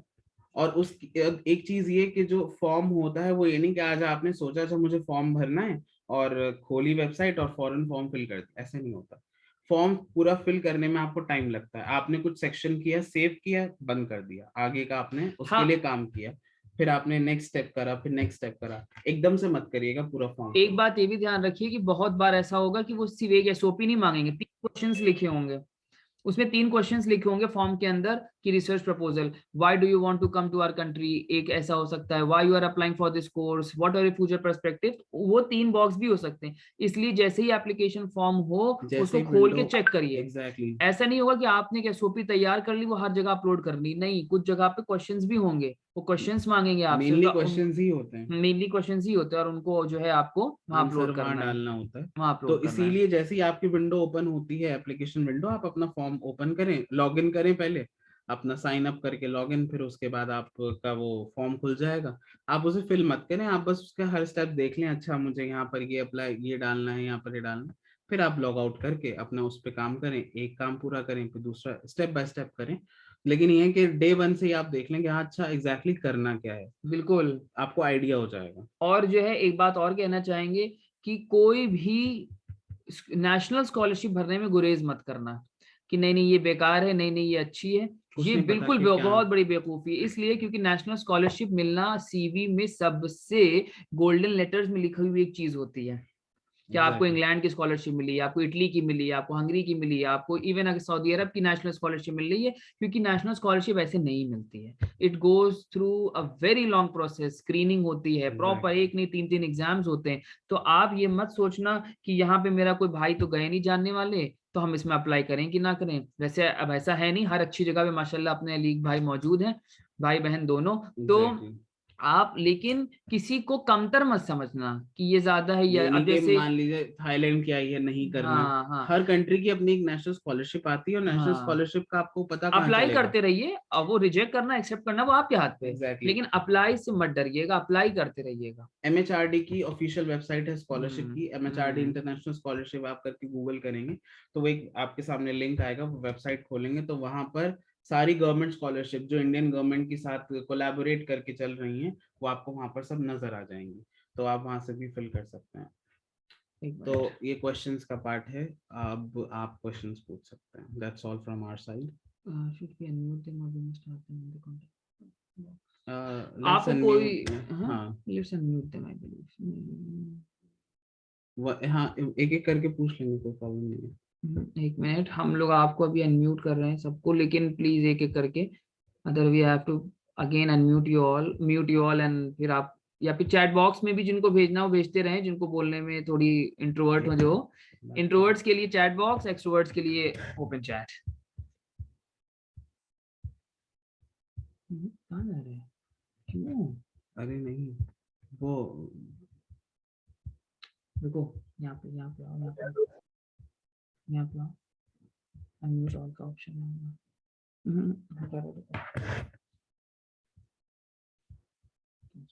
चैट कर, हाँ ये ऑप्शन, जूम खोलो,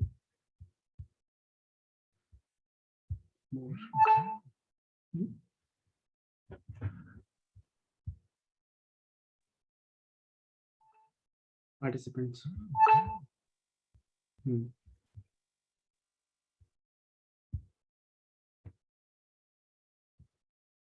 म्यूट, ये ऑलरेडी म्यूट है शायद।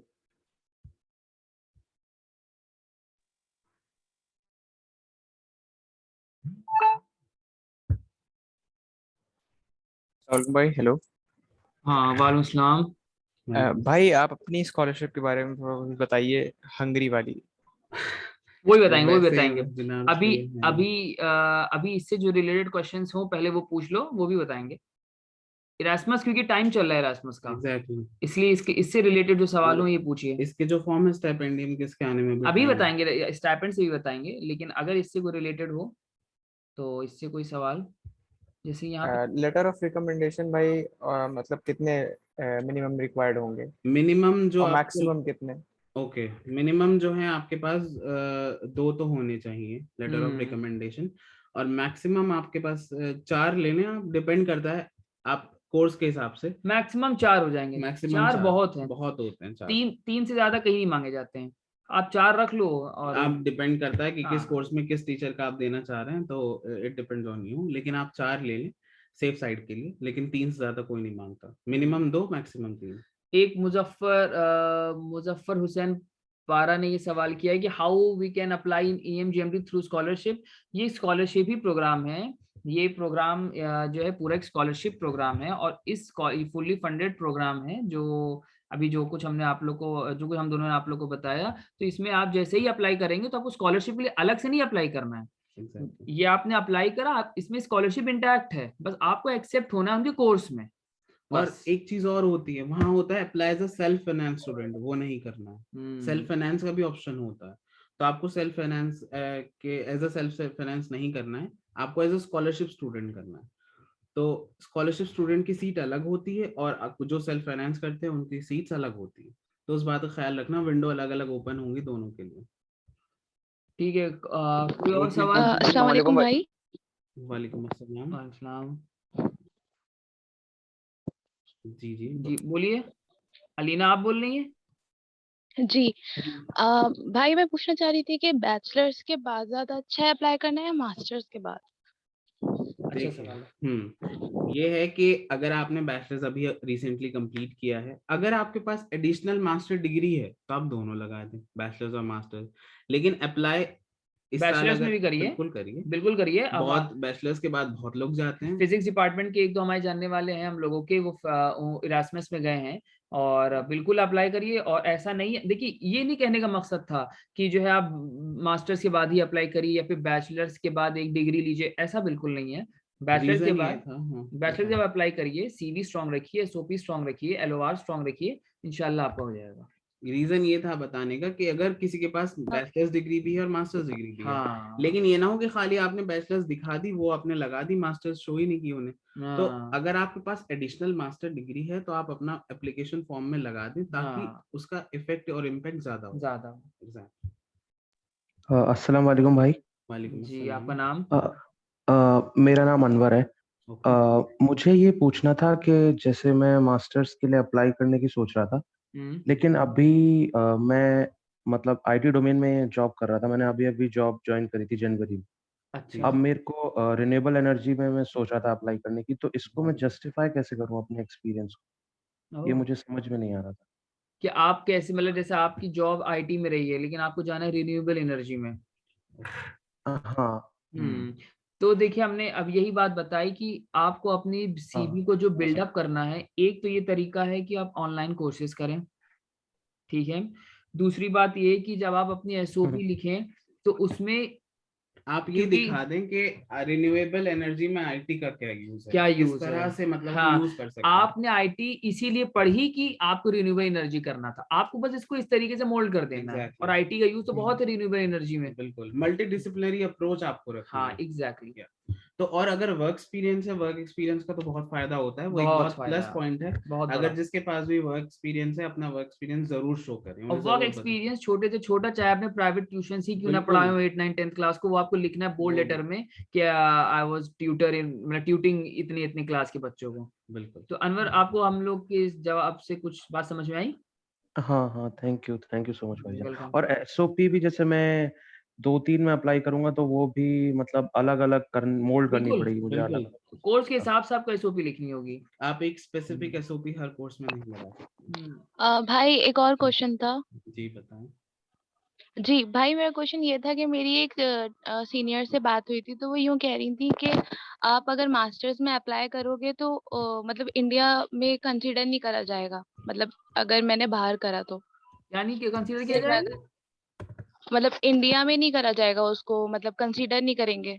इसलिए मुझे दोबारा आके अगर मेरा कभी माइंड चेंज हुआ तो मैं मास्टर्स नहीं कर पाऊंगी यहाँ पे। नहीं समझ समझ में में नहीं आ रहा। मतलब मैं अगर मुझे जैसे मैंने बाहर करा मास्टर्स में अगर अप्लाई, तो मेरा बाहर हो गया, तो उसके बाद मुझे दोबारा अगर इंडिया आने का मेरा चांस हुआ तो मुझे यहाँ पे एलिजिबल नहीं करा जाएगा उसके किस लिए। चीज के लिए एलिजिबिलिटी, किस चीज के लिए आप ढूंढ मतलब रही हैं? एलिजिबल नहीं होंगी मैं, क्योंकि मेरे पास सिर्फ बैचलर्स की डिग्री होगी यहाँ पे। नहीं नहीं, पीएचडी के लिए एलिजिबल नहीं है, सरकारी जॉब्स के लिए एलिजिबल नहीं, किसकी बात हो रही है?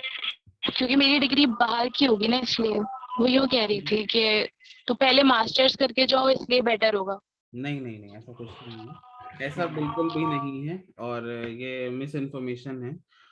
असल में यह है कि अगर आपने बाहर से मास्टर्स किया, वो तो बहुत मतलब यहाँ इंडिया से आके अगर आपने मतलब मास्टर्स किया बाहर से, आप इंडिया वापस आए, आपने वहां आकर जॉब के लिए अप्लाई किया या फिर फर्दर पीएचडी के लिए अप्लाई किया, तो वो तो आपको और पहले लेंगे कि आपने इतनी अच्छी आपको स्कॉलरशिप एक लेके हम आए अपने हो तो। सीनियर का एग्जांपल देते हैं। एग्जैक्टली। उन्होंने मास्टर्स किया लॉ में, हम्म। लंदन से, यूके से किया है, कौन सी यूनिवर्सिटी से मैं ध्यान नहीं है, Kent, university of Kent Kent से से, किया है। University of Kent. ठीक है, उन्होंने मास्टर्स किया बैचलर्स एमयू से और मास्टर्स वहां से। अब वो असिस्टेंट, अब वो प्रोफेसर हैं, अब हाँ एसोसिएट प्रोफेसर की जॉब लगी उनकी। प्राइवेट यूनिवर्सिटी है एक कोई इंडिया में, तो उनको वो कंसीडर क्या करा गया, उनको तो सबसे पहले लिया गया बढ़ चढ़कर कि ये तो बाहर से पढ़ के आए हैं और इनकी सीवी से होने से हमारे कॉलेज को भी फायदा है और इनको एक्सपोजर भी ज्यादा है। और तो इसका बेनिफिट है, बहुत बिल्कुल है, बेनिफिट है। बिल्कुल है। अच्छा, अगर आप किसी स्पेसिफिक सरकारी जॉब पे फोकस कर रही हो हाँ, कि, कि तो जहाँ पे आपको देखना पड़ेगा कि क्या मांग रहे हैं, कौन सी चीज मांग रहे हैं, तो आपको उनके एलिजिबिलिटी को देखना पड़ेगा। अदरवाइज कहीं ऐसी प्रॉब्लम कोई नहीं आती है। एग्जैक्टली। अस्सलाम वालेकुम भाई। वालेकुम वालेकुम सलाम जी, अस्सलाम। आपका नाम? यासिर भाई, मेरा नाम यासिर है, जियोलॉजी डिपार्टमेंट का हूँ मैं, फाइनल ईयर बीएससी। अच्छा। ओके। भाई क्वेश्चन ये था कि किसी भी यूनिवर्सिटी में बाहर अप्लाई करेंगे या किसी भी स्कॉलरशिप प्रोग्राम के लिए, तो उसमें भाई बहुत वेरिड वो होंगे जो अप्लाई करेंगे उसमें स्टूडेंट, जैसे आप जैसे भी होंगे जिन्होंने मास्टर्स भी किया है, जो हमसे आगे हैं, और अलग इंस्टीट्यूट के भी भाई होंगे जो जिनका हमसे बेहतर कोर्स पे होल्ड है, क्योंकि हम लोग का भाई काफी टाइम ऑनलाइन गुजर चुका है। अब हमारे पास भाई जीपीए के अलावा और कोई चीज कोर सब्जेक्ट में नहीं है। फॉर एग्जाम्पल हमारी फील्ड ट्रिप भी भाई नहीं जानी है, और फाइनल ईयर डिसर्टेशन का ही है, अभी उसका कुछ हम लोग कह नहीं सकते, 50 सेमेस्टर में है भाई। तो हाँ, जीपीए के अलावा हम लोग के पास भाई कोर सब्जेक्ट में कुछ है नहीं, मतलब तो उसको हम लोग कंपनसेट कैसे कर सकते हैं? देखिए ऐसा है कि जूलॉजी डिपार्टमेंट के होते हुए हम आपको एक बात ही बताएंगे कि फील्ड वर्क की जहां तक बात है तो वो सिर्फ आपकी नहीं, वो वर्ल्ड वाइड किसी की नहीं हो पाई कोविड की वजह से, एक बात। दूसरी बात ये है कि ऑनलाइन पढ़ने की वजह से अगर स्टडी वीक हो गई है तो आपको बुक्स खरीदनी पड़ेंगी, आपको पढ़ाई करनी पड़ेगी, आपको पुश करना पड़ेगा। और जब ऑफलाइन भी क्लासेस थी तो क्लासेस में हम कुछ नहीं सीखते हैं। हम सेशनल से एक रात पहले पढ़कर अगर ये समझते कि हम कुछ सीख रहे हैं तो हम कुछ नहीं सीख रहे हैं। हमको बुक्स पढ़नी होगी। फॉर एग्जांपल अगर हमको सेडिमेंटोलॉजी में इंटरेस्ट है तो हमको सैंडबॉक्स के शुरू के 5-10 चैप्टर्स खुद पढ़ने पड़ेंगे, नोट्स बनाने पड़ेंगे। और जियोलॉजी का लिटरेचर समझने में कोई बहुत हर जैसे एक्सेप्ट जैसे जियोफिजिक्स हो गई, जियोकेमिस्ट्री हो गई, हम इनकी नहीं बात कर रहे हैं। लेकिन जो आपके बेसिक्स है मिनरलॉजी, पेट्रोलॉजी, मेटामॉर्फिक्स, सेडिमेंटोलॉजी, इग्नियस, तो आप बुक्स उठाइए, बुक रीडिंग करिए। और आपका सिलेबस बहुत अच्छा है। बीएससी में हम लोग का जो सिलेबस है स्पेशली उसमें रिमोट सेंसिंग भी इंक्लूडेड है। तो जियोइन्फॉर्मेटिक्स है। हाँ, तो उसमें इसमें क्या होगा कि आपको बुक्स पढ़नी पड़ेंगी। आप बुक की आदत डालिए। आपको अपनी तरफ से एक एफर्ट ये सिर्फ ऑनलाइन वालों को नहीं, ये ऑफलाइन वालों को भी डालनी पड़ेगी। और फील्ड वर्क ना होने से इतना कोई आपके ऊपर जजमेंटल इफेक्ट नहीं पड़ेगा। पूरे वर्ल्ड में कोविड था तो कोई ऐसी बात नहीं। तो आप क्या करिए कि अगर आपको मास्टर्स में आना है इंशाल्लाह बाहर, आप इरास्मस के थ्रू आइए, आप स्टाइपेंडियम के थ्रू आइए, आप मैक्स के थ्रू जाइए, आप जो है चाहे वो कॉमनवेल्थ के थ्रू जाइए, या फिर आप काउस्ट में अप्लाई करिए सऊदी, मतलब जो भी अच्छी अच्छी जगह है।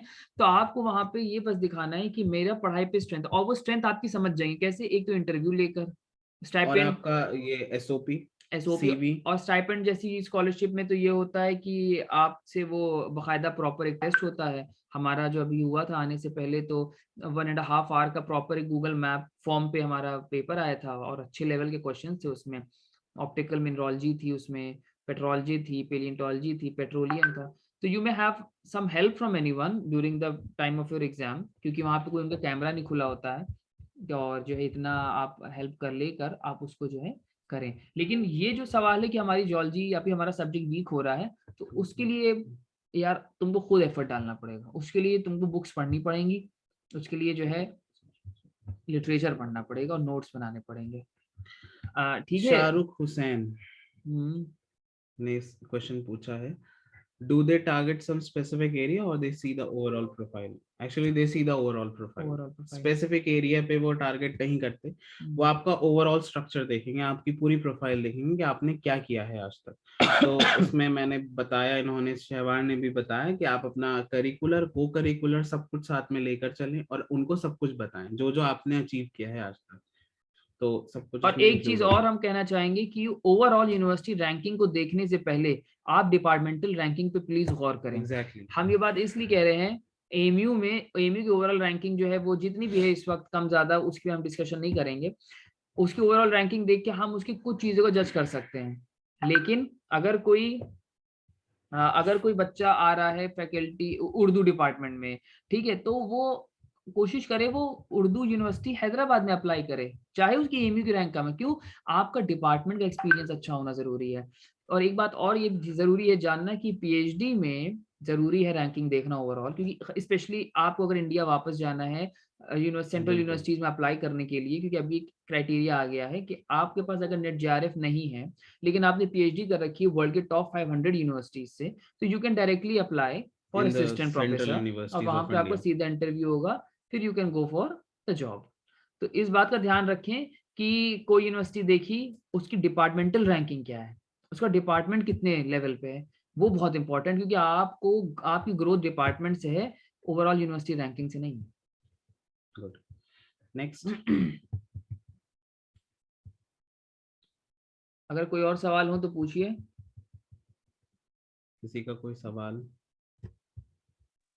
ये सिर्फ साइंस के लिए है क्या? Science stream? नहीं, ऐसा साइंस के लिए एक नहीं है। मिनट, एक सवाल पूछने से पहले आप अपना नाम बताइए, फिर सवाल पूछिए।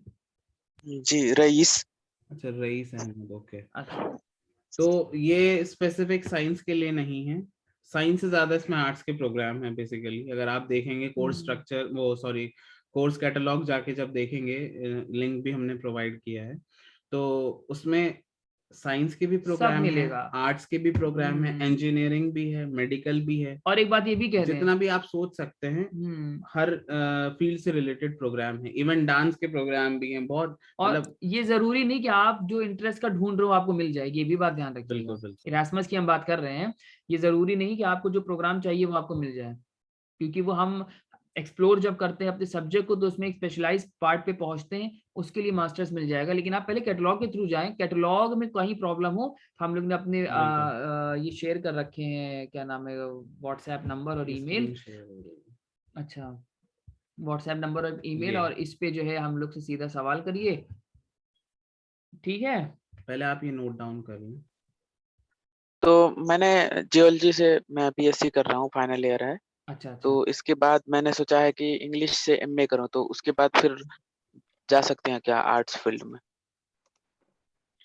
क्या क्या रिपीट कर सकते हैं चेंज ऑफ question? फैकल्टी है टोटली। अच्छा, कहाँ से? जियोलॉजी से इंग्लिश में जाना है।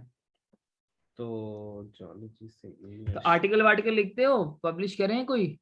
आपने इंग्लिश में किया क्या है, मतलब कुछ हम्म। अगर आपने किया है अब तक, लाइक जो भी एक्स्ट्रा, वो आप वहाँ पे मेंशन कर सकते हैं। अगर वही वही बात कोई है, रेलेवेंस होना बहुत रेलेवेंस जरूरी क्रिएट करना पड़ेगा। है। बिल्कुल, आप आउट नहीं, ऑफ मैं मास्टर्स करना चाहता हूँ इंग्लिश से, उसके बाद जाना चाहता हूँ, तो फिर उसमें तो वहाँ कोई दिक्कत नहीं होगी। हाँ, फिर तो बिल्कुल जा सकते हैं। मान लीजिए आपने मास्टर्स किया इंग्लिश में, फिर तो आप हाँ, बिल्कुल जा तब सकते तो हैं, क्योंकि बिल्कुल जा आपके पास सकते पूरी हैं। एक मास्टर्स डिग्री है उस बिल्कुल सब्जेक्ट में। बिल्कुल, तब फिर तो आप कोई नहीं रोक सकता। तब तो आप सीधा वहां तो जाएंगे। बैचलर की वजह से कोई इफेक्ट नहीं पड़ेगा उसमें? किसकी वजह से? बैचलर की वजह से, they will bachelor ask you a science question stream. कि if you have did your, अगर आपने अपनी बैचलर्स जियोलॉजी में की है तो आप फिर एकदम से इंग्लिश में क्यों आ गए? तो उसका इसका अर्थ सवाल, आपको इसके सवाल का जवाब तो आपके पास होगा, आपके क्योंकि पास होगा, आपका एग्जैक्टली। इंटरेस्ट है इसमें। तो आप उन्हें ऐसा जवाब दें कि आपको वो वाकई ले लें, वो और आपको अगर सेलेक्ट कर लें। आप अपने इंटरेस्ट में ऑनेस्ट हैं, वो आपके जवाब को कंसीडर भी करेंगे कि नहीं नहीं ठीक है, बात समझ में आ रही है, ठीक है? जी ठीक, शुक्रिया। एक मिनट शहबाज और उबैद, जी जी सालगुम। मेरी आवाज आ रही है? जी आ रही कोई है। आर्ट्स फैकल्टी का है इसमें जो मीटिंग में, एक वेबिनार में? तो कौन कौन है यहाँ पर आर्ट्स फैकल्टी के, प्लीज वो बता दें। Arts, commerce? आवाज आ रही है मेरी सबको?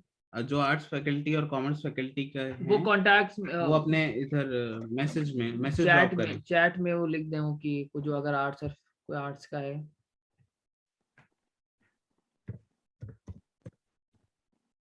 भाई लग रहा है सब लोग साइंस के ही हैं।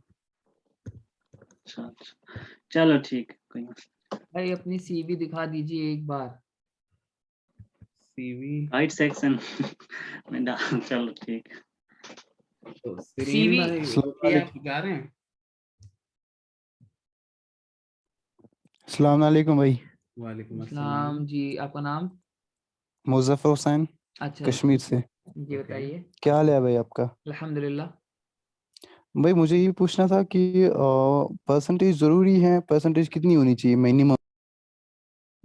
मिनिमम परसेंटेज 70 अबव तो होनी चाहिए। बिल्कुल 70 77 या तो होना चाहिए, मतलब 71 नजर आना चाहिए। हम्म, आपका 7 से कम है तो वो थोड़ा सा नहीं मामला डामाडोल हो सकता है, लेकिन यह है कि हाँ, मैंने 7 या रिसेंटली 7 से बीटेक किया above है आपको कंप्लीट। CGPA रहना चाहिए। So, क्या चीज? मैंने रिसेंटली बीटेक कंप्लीट किया है मैकेनिकल इंजीनियरिंग में, हाँ बीटेक? ओके और मैंने डिप्लोमा भी कंप्लीट किया है। ओके बीटेक तो मैंने वहाँ से कंप्लीट किया, राजीव गांधी विश्वविद्यालय भोपाल जो यूनिवर्सिटी है ना, हाँ हाँ। उसी ओके। से किया है विथ एरोनॉटिक्स वाली 84 है? परसेंटेज। No mechanical. अच्छा मैकेनिकल। ओके। यस, इसीलिए मैंने पूछ रहा था कि कोई आप आगे क्या करना परसेंटेज। चाहते हैं? मास्टर्स करना चाहता हूँ। मास्टर्स मैकेनिकल में ही? यस राइट, तो आप जो है डिजाइनिंग में देखिए, मास्टर्स। ये एक फैक्टर बनता है, परसेंटेज एक फैक्टर बनता है। हाँ, लेकिन अगर ये आपकी प्रोफाइल बहुत अच्छी है तो, और परसेंटेज थोड़ी सी एग्जैक्टली कम है, तो इतना इस पे इफेक्ट नहीं पड़ेगा। There should be something to compensate your one of the drawbacks. ठीक है, अगर आपकी कहीं कमी है तो उसको कुछ आप कंपनसेट करिए। लेकिन आप एप्लीकेशन डालने से मत हाँ, पीछे हटिएगा, सिर्फ ये फैक्टर सोच के कि आप परसेंटेज अप्लाई कम है। करिए, हाँ, अप्लाई जरूर करिएगा। वो ओके होना ना थैंक यू भाई, होना मेरी बात की परसेंटेज है। 84 है। 84? तो बहुत अच्छी है, ये यस तो राइट। बहुत अच्छी है। बैचलर्स में 84 का मतलब होता है कि आपके 12th में 98% आए। तो आप को कम तो कहीं से भी कम नहीं है, और इसके बारे में नहीं सोचना है। अनफॉर्चुनेटली अगर इतने बच्चों ने अप्लाई करा जिनकी 9.4455 और उसके बीच आपका 84 है, तब तो प्रॉब्लम। एग्जैक्टली लेकिन ऐसा नहीं होता है। सिचुएशन ऐसा क्या है नहीं वो होता डिपेंड है। करती है, लेकिन 84 बहुत अच्छी है। स्पेशली साइंस फैकल्टी और अपनी जो इंजीनियरिंग फैकल्टी है, इसमें इतने मार्क्स नहीं बच्चे करते, क्योंकि 10 CGPA आ जाए फॉरेन, ऐसा। हाँ, फॉरेन एप्लीकेशन के लिए आपका 70 या 70 से अबव होना चाहिए। 75 है बस, बहुत सेफ है वो। बहुत 75 safe, अबव है, सेफेस्ट पार्ट है वो। लेकिन 73 72 वो भी बहुत सेफ है, ऐसा नहीं बस 70 से कम है वो अनसेफ। exactly. वहां पे आपको शुक्रिया क्लेरिफिकेशन भाईजान, देनी पड़ेगी कि आपके परसेंटेज इतनी कम क्यों है। शुक्रिया। कोई भी क्वेश्चन हो हम आपसे कांटेक्ट करेंगे, लेकिन प्लीज रिप्लाई बिल्कुल कीजिएगा, that will be your great kindness. Foreign foreign reply की शर्त नहीं हाँ, रखेंगे लेकिन आप। ये है कि हम करेंगे हाँ, लेकिन जरूर। हम रिप्लाई फौरन नहीं, बट करना है सर, लगभग एक वीक में, ऐसे कि 3-4 एक महीनों मिनट, के बाद करेंगे देखिए रिप्लाई। ऐसा नहीं देखिए करेंगे हम भाई। लोग रिप्लाई करेंगे, इसीलिए तो कांटेक्ट भी शेयर किया ना अपना, बिल्कुल। बिल्कुल इसीलिए तो थैंक आपसे यू, भी कांटेक्ट शेयर करा है, उसके लिए आप परेशान मत शुक्रिया भाई। ठीक है, Allah. Okay, next. Okay, Allah take care, best of luck for your futures. Thank you. Thank you so much to you. Hello hello जी। जी, शावर भाई। जी, आपका नाम? आयान, अच्छा, हाँ जियोलॉजी डिपार्टमेंट। जी भाई बताइए। आपने EGMD में मतलब कौन कौन से प्रोग्राम्स में मतलब आपने अपना एप्लीकेशन फिल किया था, वो आप प्लीज शेयर कर दीजिएगा। 1 मिनट, अभी हम बता रहे हैं, रुकना। एक ओके भाई। प्रोग्राम एक था था मर्स। MERS के नाम से, marine environment, marine environment and research के नाम से था वो। Exactly. तो क्योंकि हमने जो अपनी मास्टर की डेजर्टेशन की है वो मेरी है मरीन मिनरल रिसोर्सेज में, और माशाल्लाह डेजर्टेशन जो है ठीक रही, मतलब लेकिन टीचर फराइम साहब के तो रिव्यूज अच्छे रहे, बट उस पर हम सेटिस्फाई इसलिए बहुत नहीं, क्योंकि हम उस पर एक पेपर नहीं लिख पाए। बेसिकली वो रिव्यू डेजर्टेशन की तरह थी। तो हमने एक इसमें MERS में किया था अप्लाई, क्योंकि हमारा रेलिवेंस बैठ रहा था मेरी डेजर्टेशन में, और कोर्स इसमें हमने अप्लाई किया था।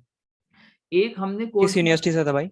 वो यूनिवर्सिटी क्या इरास्मस का ही प्रोग्राम था, और उसकी मदर यूनिवर्सिटी थी, मर्स की मदर यूनिवर्सिटी थी स्पेन में शायद, अच्छा। देखना पड़ेगा, अभी देखना पड़ेगा। हम अयान तुमको हम व्हाट्सएप पे पर्सनली शेयर कर देंगे वो चीज, किस किस में ओके। हमने अप्लाई किया था। Okay. ठीक है, और इस साल और भी नए प्रोग्राम आए होंगे, तो keep going through the catalogue. Exactly. और ऐसा नहीं होता कि सारे नए प्रोग्राम जो है वो आपको अक्टूबर में दिख जाए।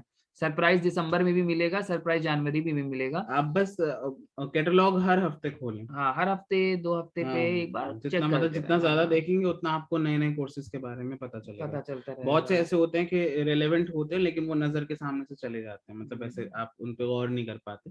लेकिन आप बार बार जब कैटलॉग खोलेंगे आपको याद हो जाएगा कि हाँ मुझे किस में अप्लाई करना है, क्या करना है। और किसी का कोई सवाल? अस्सलाम वालेकुम भाई, यासिर। सलाम जी। यासिर भाई बताइए। ये पूछना था, जैसे आपने अभी बताया कि आपने अप्लाई किया था मास्टर्स के लिए, तो मतलब एक रेलेवेंस था, एक कनेक्शन था आपके मास्टर्स प्रोग्राम हम्म। की चॉइस में और आपकी डिसर्टेशन में। हाँ तो सर भाई हम लोग जैसे बैचलर्स की बात कर रहे हैं, और बैचलर्स मतलब एक बहाना नहीं है ऑनलाइन, मतलब एक भाई एक ग्राउंड लेवल की बात है कि बस सेमेस्टर्स आ रहे हैं, हम लोग पढ़ रहे हैं, वो आ रहे हैं, समझ ठीक रहे है, हैं। ऐसा बात नहीं है कि हम लोग वो नहीं कर रहे हैं। तो एक बैचलर्स की बात मतलब भाई कैसे रिलेट करके उसको, मतलब एक कैसे प्रोग्राम चूज कर ले। देखो, हम आपको बात बताएं, मेरा जो बैचलर्स था उसमें हमने प्रोजेक्ट वर्क किया। प्रोजेक्ट वर्क क्या ही था वो, मतलब ड्रेनेज पैटर्न हमारा टॉपिक था, तो हमने जस्ट, जियोलॉजी से।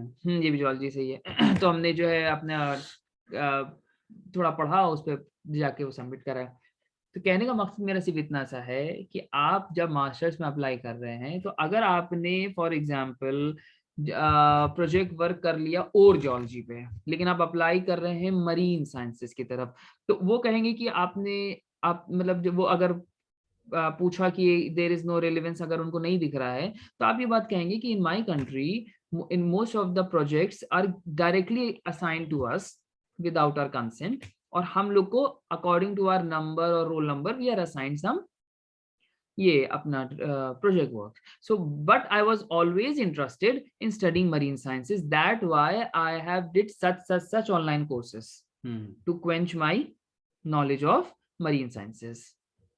आ रही बात समझ में? तो इस तरह से आपको जी भाई। You have to be honest but with a ticklish and a diplomatic mind at the same time. बिल्कुल ये नहीं, ऑनेस्ट होने में और बेवकूफी कर जाने में फर्क होता है। ऑनेस्ट रहना, लेकिन ये नहीं कि आप उसको जो है बिल्कुल जो दिल में है कि नहीं यार ये तो वैक्यूम क्रिएटेड है, उस वैक्यूम को जो उनको नहीं शो करना, दिखाना हम बहुत सॉलिड है। आ रही बात समझ में? जी भाई। जी भाई, सही बात। और इमरान ने क्वेश्चन किया है, भाई अपनी सीवी दिखा दीजिए एक बार।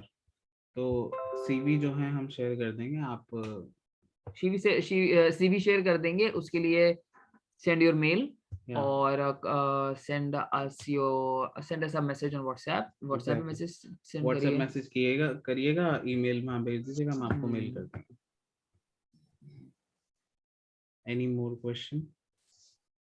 और एक और इम्पोर्टेंट बात है, ये Mohammad Khalid has raised hand। हाँ मोहम्मद जी खालिद। अस्सलाम वालेकुम। जी वालेकुम। अस्सलाम वालेकुम। वालेकुम। वो माज़रत चाहता हूँ, मैं थोड़ा लेट हो गया, दरअसल कोई बात वो नहीं। एक काम आ गया था लेकिन मुझे अटेंड करना था वो। जी जी। दरअसल भाई मैंने डिप्लोमा किया है अलीगढ़ से, और Okay. इलेक्ट्रॉनिक्स एंड कम्युनिकेशन में, इलेक्ट्रॉनिक्स इंजीनियरिंग। उसके Okay. बाद मेरा बैचलर्स फाइनल ईयर चल रहा है, लेकिन मैं आलिया यूनिवर्सिटी से कर रहा हूँ कोलकाता।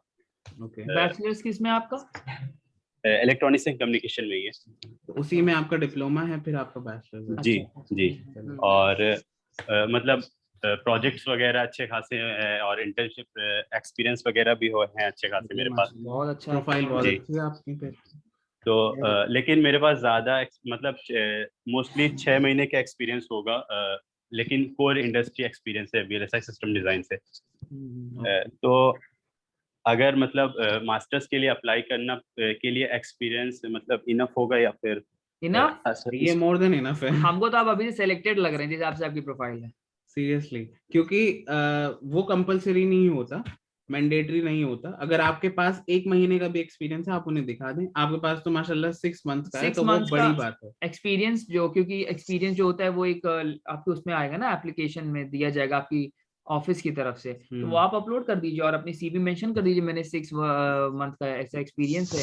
प्रोजेक्ट है आपके पास, प्रोजेक्ट तो बहुत बड़ी चीज है। डिप्लोमा भी है साथ में, हाँ, बैचलर्स बहुत के अच्छा साथ, है। तो बहुत सारे आपके पास अचीवमेंट्स आई हैं। आई आप सब strongly recommend you to go for this AMGMD, क्योंकि ये Exactly. ऐसे ही बच्चे देखते हैं जो प्रोजेक्ट भी कर रहे हैं, जो काम भी कर रहे हैं, जिन्होंने पढ़ाई भी की है। जिनका मल्टी डायमेंशनल मामला हाँ, होना कि वो हाँ। सब कुछ साथ साथ कर रहे हैं, I तो उनके strongly लिए recommend. बेस्ट है ये। I strongly recommend go for this. Not just for AMGMD, go for every scholarship except Commonwealth, क्योंकि आपके पास वो तो होगा नहीं रिसर्च पेपर्स, लेकिन जैसे साउथ कोरिया की है और AMGMD है और मैक्स बहुत अच्छी नेक्स्ट है स्कॉलरशिप जापान है। की जो है, तो इस मैक्स में भी इसको रिसर्च पेपर मांगते हैं, लेकिन मैक्स में रिसर्च पेपर है, तो जो है आप जो है बिल्कुल AMGMD आपके लिए परफेक्ट बैठ रही है जिस तो और भाई एक क्वेरी और ये थी कि मैंने मतलब कोई इंग्लिश प्रोफिशिएंसी अभी तक है नहीं मेरे पास। कोई बात नहीं, नहीं बात है अभी मतलब हाँ, अभी हाँ। वो डिपेंड करता है कि कोर्स जी। में क्या है। हाँ, डिप्लोमा आपको 1 साल का है?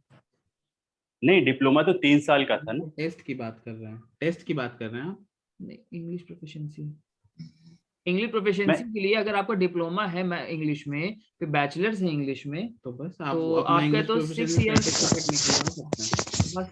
आप अपनी यूनिवर्सिटी से, अपनी फैकल्टी से इशू कराइए अपना इंग्लिश प्रोफिशिएंसी सर्टिफिकेट, अपने डिप्लोमा का और अपने बैचलर्स का। डिप्लोमा की भी जरूरत नहीं पड़ेगी, अगर आप सिर्फ अपने बैचलर्स का वहाँ पे इशू करा लें तो वही मोर देन इनफ होता है। नहीं, लेकिन वो डिपेंड करता है कि आप किस कोर्स में अप्लाई कर रहे हैं। कोर्स का आपको पहले कोर्स के थ्रू जाना पड़ेगा, वहां पे उनकी एलिजिबिलिटी इंग्लिश प्रोफिशिएंसी की देखनी पड़ेगी, फिर आप कोई स्टेप दूसरा ले सकते हैं। एग्जैक्टली, अगर वो सर्टिफिकेट ही मांग रहे हैं तो वेल एंड गुड, और अगर वो कोई स्पेसिफिक एग्जाम मांग रहे हैं तो लाइक आपको देना आईएलटीएस और पड़ेगा। टोफल, तो आपको देना पड़ेगा। आईएलटीएस और टोफल से बिल्कुल डरने की जरूरत नहीं बहुत है, आसान होता है, आसान पेपर है, बहुत है। गो फॉर टोफल, क्योंकि हमने टोफल दिया तो हम उसकी बहुत वो करते हैं। टोफल बहुत मतलब कंपैरेटिवली इजी है देन आईएलटीएस, तो गो फॉर टोफल। और इसके ऊपर कभी वेबिनार होगा टोफल और आईएलटीएस के ऊपर, अभी इस पे बात की बहुत लंबी हो जाएगी, तो होप मोहम्मद खालिद आपका जवाब हम लोगों ने दे दिया हो।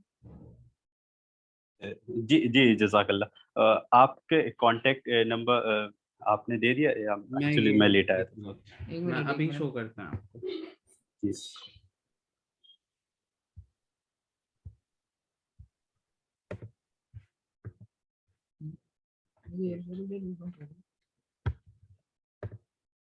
ये शो का हो रहा है आपको?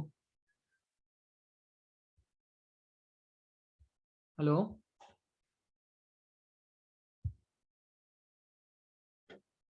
जी जी जी, दिख रहा। जज़ाकल्लाह। तो ये आप नोट डाउन कर लें, ईमेल एड्रेस और व्हाट्सएप दोनों में से नंबर। किसी को भी आप मेल, जिसको भी आप मेल कर लें, दोनों को, तो कोई प्रॉब्लम नहीं। कोई और सवाल किसी का? स्क्रीनशॉट लेना चाहें स्क्रीनशॉट ले लें। जी ले लिया, जज़ाकल्लाह। ठीक है, एक चीज और आपको दिखानी है, ये हमारा गाइडेंस प्लेटफॉर्म है जो AMU नेटवर्क है, एलुमनाई का ग्रुप है, फेसबुक ग्रुप है, अमूसो के नाम से, AMU स्कॉलरशिप अपॉर्चुनिटीज के नाम से होता है। तो इसको ज्वाइन करें, इसमें बहुत ज्यादा आपके डाउट्स क्लियर होंगे और बहुत अच्छी अच्छी नई अपॉर्चुनिटीज जितनी आती है आपको उसका पता चलेगा। इंटर्नशिप से लेकर मास्टर्स कुछ प्रोग्राम, भी, PhD प्रोग्राम, इंडिया प्रोजेक्ट का, वर्क, फॉरेन का, जो भी होगा, सब जगह का। मतलब हर कंट्री से रिलेटेड इसमें इंफॉर्मेशन आती है, तो इसको जरूर ज्वाइन करें। अभी भी आप देख लें, AMU स्कॉलरशिप एंड अपॉर्चुनिटीज के नाम से एक ग्रुप है। तो अगर आपको इसमें मतलब कोई चीज मतलब किसी में चीज में इंटरेस्ट आता है, आप कमेंट सेक्शन में पूछ सकते हैं, और पर्सनली जिसने वो पोस्ट डाला है उसको आप मैसेज कर कर दीजिए। सकते हैं, आपको वहां सब बहुत हेल्प करेंगे। तो इस पेज को जरूर फॉलो करें, अमूसो के नाम से फेसबुक पर। किसी और का कोई सवाल?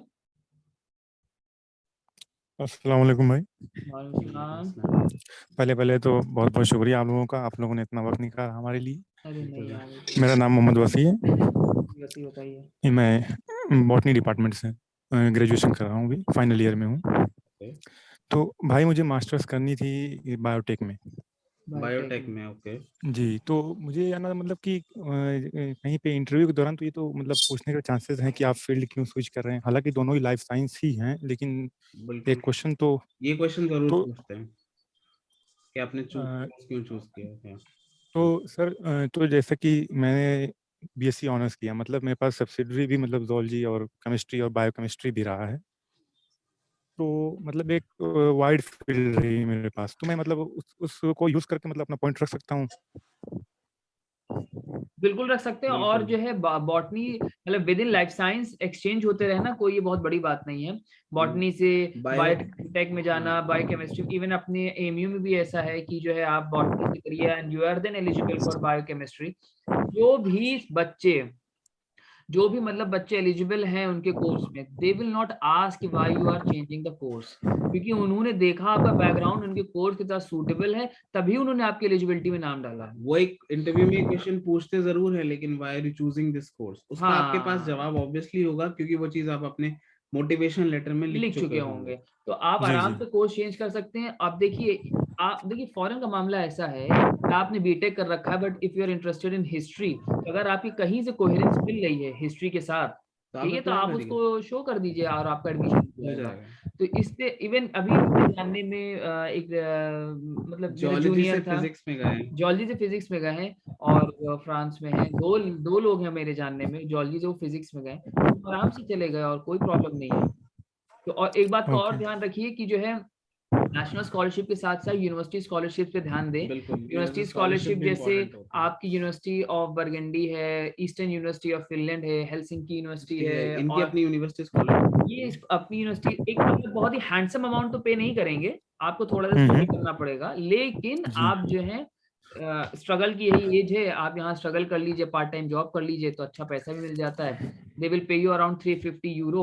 तो 350 यूरो में क्या होता है कि जिन मुल्कों में यूरो चल रहा है, फॉर एग्जाम्पल जिन मुल्कों में हंगरी में जैसे हो गया, पोलैंड में हो गया, बहुत सी ऐसी यूरोपियन कंट्रीज हैं जहाँ सब जगह यहाँ यूरो नहीं है, तो क्या होता है कि वहाँ पे फिर जो है आपको यूनिवर्सिटी स्कॉलरशिप नहीं पकड़नी है, वहाँ पे आपको नेशनल पकड़नी है। लेकिन जहाँ पे यूरो है वहाँ पे यूनिवर्सिटी स्कॉलरशिप पकड़िए और कोशिश करिए वहाँ पे नेशनली की, और जो है फिर क्योंकि 350 यूरो में आपको अकोमोडेशन भी देखना है और आपको अपना महीना भी काटना है, और 350 यूरो का अच्छा अमाउंट है, कम नहीं है यूरो इवन। तो जो है इन सब चीजों का फोकस रखिए। अच्छा भाई, एक चीज पूछ रहा था कि जैसे ये एसओपी है, तो एसओपी के बारे में मैंने कई जगह से सुना है कि मतलब कि बहुत ज्यादा पोएटिक, बहुत ज्यादा हाई वोकैब नहीं यूज करनी, सिंपल एंड शॉर्ट होनी चाहिए, स्ट्रेट पॉइंट, तो क्या है इसके बारे में? हाँ, बहुत ज्यादा हाई वोकैब नहीं कि मतलब लगे कि आप जो आप नॉर्मली यूज करते हैं, थोड़े मतलब बहुत ज्यादा पोएटिक नहीं होनी चाहिए। करें, हाँ, वो ओवर ना लगे, डायरेक्ट स्पीच में बात करें, इनडायरेक्ट स्पीच में बात ना करें, बहुत नेचुरल होना चाहिए। हाँ, ओवर आप पैसिव सेंटेंसेस भी यूज कर सकते हैं, वो अच्छे लगते हैं, मतलब इडियम्स और फ्रेजेस ना हो जी, इडियम्स और फ्रेजेस भी नहीं होनी चाहिए, मतलब इस तरीके से थोड़ा बहुत डालिए, ये नहीं कि हर पैरा में आप इस्तेमाल कर रहे हैं, थोड़े बहुत डालिए। क्रिएटिव राइटिंग कंपटीशन की तरह नहीं लिखनी है SOP, straight to the point होनी चाहिए बात, वो मतलब उसकी ब्यूटी नजर आनी, उसकी ब्यूटी यही कि उसमें बात स्ट्रेट होती है। एग्जैक्टली। जी। और भाई ये पूछ रहा था कि जैसे इंटर्नशिप है, जैसे हमने फर्स्ट सेमेस्टर कंप्लीट किया, सेकंड सेमेस्टर में तो पेंडेमिक आ गया, तो इस वक्त जितनी भी मतलब यूनिवर्सिटी में जो समर कैंप या जो इंटर्नशिप वगैरह थी सब कैंसिल हो गई, फिर सेकंड वेव आ गई, उसमें भी सब कैंसिल हो गई, तो ऐसे में तो सिर्फ मतलब ऑनलाइन वर्कशॉप या फिर इंटर्नशिप ही बचती है, मतलब लाइफ साइंस वो भी एक्सेप्टेबल है, आप ऑनलाइन करिए, वो उसकी इतनी इम्पोर्टेंस है क्योंकि पेंडेमिक पूरी सब जगह था, वो भी इस चीज को समझते हैं, और बस ये कि आप करिए, अगर इन पर्सन नहीं कर सकते तो ऑनलाइन कर लीजिए। ठीक है, चलिए, बहुत बहुत शुक्रिया भाई। नेक्स्ट, कोई और सवाल हो? आप हमें कोई और सवाल हो तो आप व्हाट्सएप कर लें। अभी हमारे पास कितना टाइम है? We have 15 minutes more. Exactly, 2 घंटे का टाइम था। तो अभी आप पूछ सकते हैं, कोई सवाल हो तो पूछिए, वरना। अस्सलाम वालेकुम भाई। वालेकुम सलाम। यासिर भाई। जी हाँ भाई, ये क्वेश्चन था कि जैसे आप लोग का स्टाइपेंडियम से हुआ था मतलब, तो भाई जैसे ये आपका इरेस्मस वाला प्रोग्राम है सर भाई, इसमें मतलब काफी प्रोग्राम्स हैं जहाँ 3 ईयर डिग्री मांगते हैं, काफी हैं जहाँ 4 ईयर मांगते हैं। तो भाई कंपैरेटिवली जो हंगेरिकम में देख रहे थे भाई, उसमें मतलब मेजोरिटी ऑफ प्लेसेस में या जियोलॉजी वालों के लिए मास्टर्स के लिए जो प्रोग्राम्स जो उनके रेलेवेंट है या कनेक्टेड हैं, तो भाई उनमें 3 ईयर्स एक्सेप्टेड थी। और उसमें जैसे अपने डिपार्टमेंट में आप लोग हैं या आप लोग से मतलब 1 ईयर पहले जो लोग गए हैं, तो मतलब एक लोग गए हैं उसमें, तो मतलब ये चीज विजिबल है कि उसमें होता है। तो भाई वो कंपैरेटिवली इससे इजियर है। लेकिन एक हमने अपने सीनियर थे, आपके शायद सीनियर होंगे या मेरे तो सीनियर थे, कौन? तो उनसे पूछा था भाई नाम एग्जैक्टली हमें नहीं याद है, उनसे हमने पूछा था तो उन्होंने कहा था कि फाइनल ईयर स्टूडेंट्स जो अप्लाई करते हैं हंगेरिकम के लिए हाँ भाई, तो उनके में यूजीसी से अप्लाई होती है ना, यूजीसी से भाई शायद वो होता है। पहला तो स्टेप यूजीसी का ही होता है, स्टाइपेंड पे करना जी पड़ेगा भाई, वेबिनार। बच्चे बहुत इंटरेस्टेड हैं। हाँ, तो भाई उसमें ये था कि शायद फाइनल ईयर वालों के लिए काफी मतलब मुश्किल होता है कंपैरेटिवली, कि बहुत अगर आदमी मुश्किल। मास्टर्स में करे या बिल्कुल, मास्टर्स फर्स्ट ईयर में बात करे। ये है कि फाइनल परसुइंग ईयर वालों को परसुइंग में नहीं नहीं करना मिल है, पाती, ये परसुइंग प्रॉब्लम में नहीं होती हो है। पाएगा वो। आपका बैचलर्स पूरा हो गया, फिर आपकी डिग्री आपके हाथ में आ गई, फिर आप अगले अप्लाई साल के करिए, आपके जो 1 साल का गैप आ जाता है। नेचुरल आएगा इसमें। तो मतलब आप अगर परसुइंग हैं, फाइनल ईयर में है, तो आप अगर अप्लाई करेंगे तो यूजीसी आपको नहीं लेगा। यूजीसी का एक क्राइटेरिया अच्छा है, वो यही है कि आप अगर कंप्लीट जी। कर चुके हैं तो ही आपको लेंगे। इफ अगर कोई जैसे 12th में है, मतलब बैचलर्स के स्टूडेंट्स भी यहाँ आते हैं, तो बैचलर्स में भी वो ये करते हैं कि जो 12th में है वो अप्लाई नहीं कर सकता है, मतलब अगर करेगा तो रिजेक्ट हो जाएगा। अगर किसी ने 12th अच्छा पास आउट है कोई, तो जो उसका ड्रॉप ईयर है उसमें उसने ये काम किया, अपने अप्लाई किया, तब जाके एप्लीकेशन मतलब सक्सेसफुल रहता है बैचलर्स के लिए। तो आपका कोर्स कंप्लीट हुआ हुआ होना चाहिए, आपके हाथ में डिग्री और ट्रांसक्रिप्ट होनी चाहिए, तब जाके आपका यूजीसी से स्टाइपेंडियम में अप्रूव्ड होगा। सिलेक्शन होता है। अच्छा भाई। जी अब वो जी भाई क्राइटेरिया ठीक है। इंडिया की तरफ से, हाँ, इनकी तरफ यूजीसी से की नहीं तरफ है। से, सिर्फ यूजीसी की तरफ ये से। हंगरी की तरफ से क्राइटेरिया नहीं कि आपका बैचलर्स कंप्लीट हो, ये इंडिया की तरफ से है। क्योंकि यहाँ पे कितने बच्चे आते हैं जिन्होंने कहा मेरा पिछले साल बैचलर्स हुआ और इस साल मैं मास्टर्स कर रहा हूँ, इसका मतलब उन्होंने परसुइंग के टाइम पे ही अप्लाई किया है। ये सिर्फ यूजीसी की तरफ से। यूजीसी की तरफ से। ठीक भाई। और कोई क्वेश्चन? भाई अगर उस गैप ईयर में हमने मास्टर्स में कहीं मतलब कोई एडमिशन ले प्रॉब्लम लिया, नहीं, बिल्कुल बिल्कुल, वो कोई करिए, प्रॉब्लम नहीं। मतलब वो फायदा है, क्योंकि खुदा ना खास्ता 1% आपका नहीं होता, फिर आपका एक तरह से हाँ, ड्रॉप आ जाएगा। आप अपना कोई कोर्स साथ साथ लेके चलिए पैरेलली, और इधर अप्लाई करते रहिए। जॉलजी के जितने स्टूडेंट हमको सुन रहे हैं वो कांटेक्ट में रहें, क्योंकि हम मतलब ये है कि हम शुरू से यही चाहते थे कि साइंस फैकल्टी में बहुत बच्चे बाहर जाते हैं, लेकिन अपनी जॉलजी से कम जाते हैं। अभी एक अपने यहाँ सीनियर का भी हुआ है पीएचडी में, उन्होंने उन्होंने पेपर में पब्लिश किया और वो माशाल्लाह स्विट्जरलैंड में हुआ है सीधा। तो take some time before applying at a good place for PhD. वो टाइम में आपको मीनवाइल पेपर पब्लिश करने हैं, पेपर पब्लिश करके आगे बढ़ेंगे तो और अच्छी स्कॉलरशिप और अच्छी यूनिवर्सिटी मिलेगी। अदरवाइज उससे पहले पहले ये होगा कि आपका थोड़ा मतलब जो यूनिवर्सिटी होगी वो होगी अच्छी, लेकिन थोड़ी सी रैंकिंग वैंकिंग में ऑर्डर उसका कम, मतलब टॉप 300 है, टॉप 200 है, टॉप 400 है, तो आप थोड़े थोड़े करके पीछे पीछे हो जाएंगे। किसी को अगर रिमोट सेंसिंग या जियोइंफॉर्मेटिक्स या ज्योग्राफी से रिलेटेड कुछ पूछना होगा तो वो मुझसे कांटेक्ट कर सकता है। और एक बात और कि जॉलजी में जो है फुल स्कॉलरशिप बहुत कम यूनिवर्सिटीज में है, सो गो फॉर स्टाइपेंडिकम हंगेरिकम, भर भर के एप्लीकेशन भरो, बिल्कुल हेजिटेट मत करो। यहाँ पे हम हैं और जॉलजी के सीनियर तो मिल जाएंगे, और भी सीनियर्स हैं ये रिमोट सेंसिंग के हैं और भी मिल जाएंगे। तो मतलब बिल्कुल सोचो नहीं। और यहाँ की हम फिर बता रहे हैं कि डिपार्टमेंटल जो रैंकिंग है वो 309 या 1 है। डिपार्टमेंट बहुत अच्छा है, टीचर्स बहुत अच्छे हैं, बड़े बड़े प्रोजेक्ट उन्होंने कर रखे हैं यूरोप भर में, अच्छा एक्सपोजर मिलेगा। ठीक है, तो अप्लाई करो, और बिल्कुल कोई भी सवाल हो, मीनवाइल कहीं परेशानी हो सो आप ask me, WhatsApp not even करो। जियोलॉजी, मतलब जितने भी सुन रहे हैं हम लोगों को उन सबके लिए। लेकिन क्योंकि हम जियोलॉजी के बच्चों से इसलिए कह रहे हैं क्योंकि बॉटनी में, लाइफ साइंस में, फिजिक्स केमिस्ट्री में बहुत मिलेंगी आपको फुल स्कॉलरशिप, लेकिन जियोलॉजी के केस जो है इस मामले में बहुत रिस्ट्रिक्ट हो जाता है। पीएचडी में बहुत ऑप्शन मिलेंगे लेकिन मास्टर्स में कम मिलेंगे। और कोई सवाल?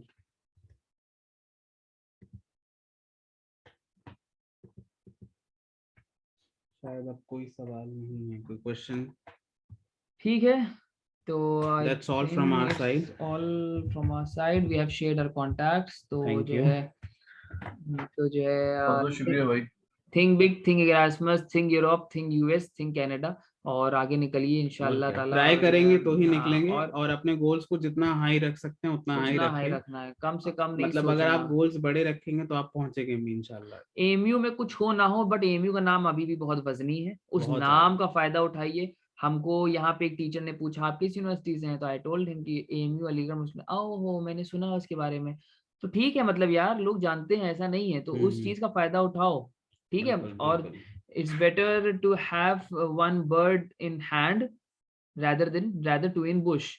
तो कहने का मकसद ये कि जो चीज हाथ में है उसका फायदा उठाओ, आगे क्या होगा, बात का क्या होगा, और दूसरी जगह क्या दिख रहा है, जामिया ऐसी, बीएचयू ऐसी, उस चक्कर में मत पड़ो। हाँ, और ये जो कि है यहाँ उसका फायदा आके उठाओ। आपको प्लेसमेंट मिले ना मिले ये सब अभी अभी नहीं से मत सोचना, अभी सोचना। नहीं सोचना। बस आप बाहर निकलो, एक्सपोजर मिलेगा, बहुत हाँ, चेंज होगा सब कुछ। बिल्कुल, वो सब चीजें हो जाती है सब बाद हो की। जाता है, सब हो जाता बस है। स्कॉलरशिप लेके बाहर आओ। भाई वो फीस के बारे में, जी, फीस के बारे में शायद मैंने शुरू में सुना नहीं, तो फीस के बारे में जानना था कि स्कॉलरशिप का कितना परसेंट मिलता है या फिर कितना परसेंट जमा करना पड़ता है। अच्छा, स्कॉलरशिप में आपको कुछ नहीं पे कुछ नहीं करना, करना। वही आपको पे करेंगे। आपकी कोई एप्लीकेशन फी नहीं है, आपका जो एडमिशन फी कुछ नहीं है, वीजा फी नहीं है, वीजा फी नहीं है। इवन आपका जो वहाँ पे सेमेस्टर ट्यूशन फी जो होती है वो वो भी भी नहीं है। मतलब ट्यूशन फी भी 100% वेवर है।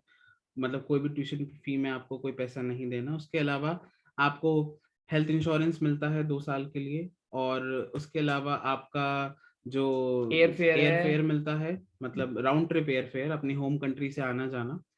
और और एयरफेयर स्टाइपेंड में भी मिलता है, इरास्मस में भी मिलता है। जी, और उसके अलावा एक चीज ये रहती है कि मोबिलिटी जो है, आप एक कंट्री से दूसरी कंट्री जा रहे हैं एरास्मस में, तो वो सब उन्हीं की तरफ से होता है, आपको कुछ नहीं पे आपको करना कोई कहीं से। खर्चा नहीं करना, ये याद रखिए। सबसे एप्लीकेशन फॉर्म जीरो, एक शुरुआत से हम बता रहे हैं, एप्लीकेशन फॉर्म जीरो, फी जीरो। कुछ लोग कहते हैं अकाउंट में पैसा शो करना होता है, कुछ नहीं स्कॉलरशिप करना। वालों को वो नहीं करना होता, वो भी जीरो। थर्ड आता है वीजा फीस, वो भी जीरो। आने के लिए क्या होगा कि आपको उस वक्त तो टिकट लेना पड़ेगा, लेकिन जब आप मास्टर्स की डिग्री, ये भी इंडिया में है, नहीं नहीं, ये स्टाइपेंड में है। इरास्मस में क्या होता है, जाते ही आपको अमाउंट मिल जाता है अच्छा, अपने फ्लाइट इरास्मस में टिकट ऐसा का। है, अच्छा। लेकिन स्टाइपेंड में ऐसा है कि आप जब डिग्री लेके इंडिया वापस जाएंगे तो आपको जो है गवर्नमेंट गवर्नमेंट ऑफ आपका इंडिया जितना भी पैसा खर्चा हुआ, जैसे आप लखनऊ से एयर दिल्ली फेयर। जा रहे हैं, तो लखनऊ से दिल्ली की शताब्दी पकड़ी, शताब्दी से फिर टैक्सी पकड़ी, टैक्सी से एयरपोर्ट गए, तो ये पूरा खर्चा जो है वो आपको रिफंड करेगी, बशर्ते आपके पास उसकी रिसीट मौजूद हो। एग्जैक्टली। तो और उसके अलावा का जो मेन स्टाइपेंड मिलता है वो मिलेगा 900 euros almost per month. Almost. तो वो बहुत ही मतलब अच्छा, बहुत हैंडफुल अमाउंट है कि आप अपना अकोमोडेशन से लेके सब कुछ कर सकते हैं उस अमाउंट में। मंथली आपके 900 यूरोज आ रहे होंगे आपके पास। सर वो ये भाई वो मेस चार्ज, रूम वूम वो सब उसी में रहेगा। सब सब इंक्लूड, कुछ, जब सब कह कुछ। दिया सब तो मतलब सब, वो कुछ नहीं देखना।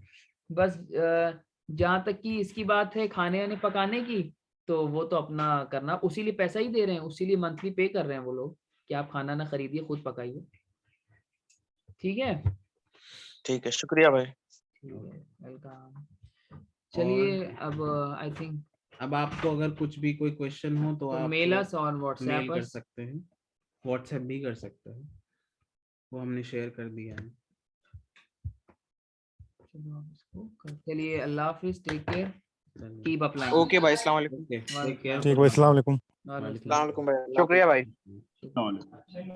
भाई अस्सलाम वालेकुम भाई। वालेकुम शुक्रिया भाई, बहुत बहुत शुक्रिया।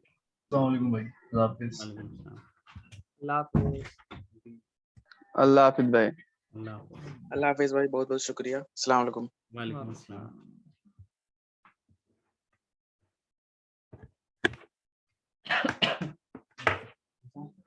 ये हटा देना। एक्सचेंज हो गया, एक्सचेंज हो गया, क्या रेट मिला? 44।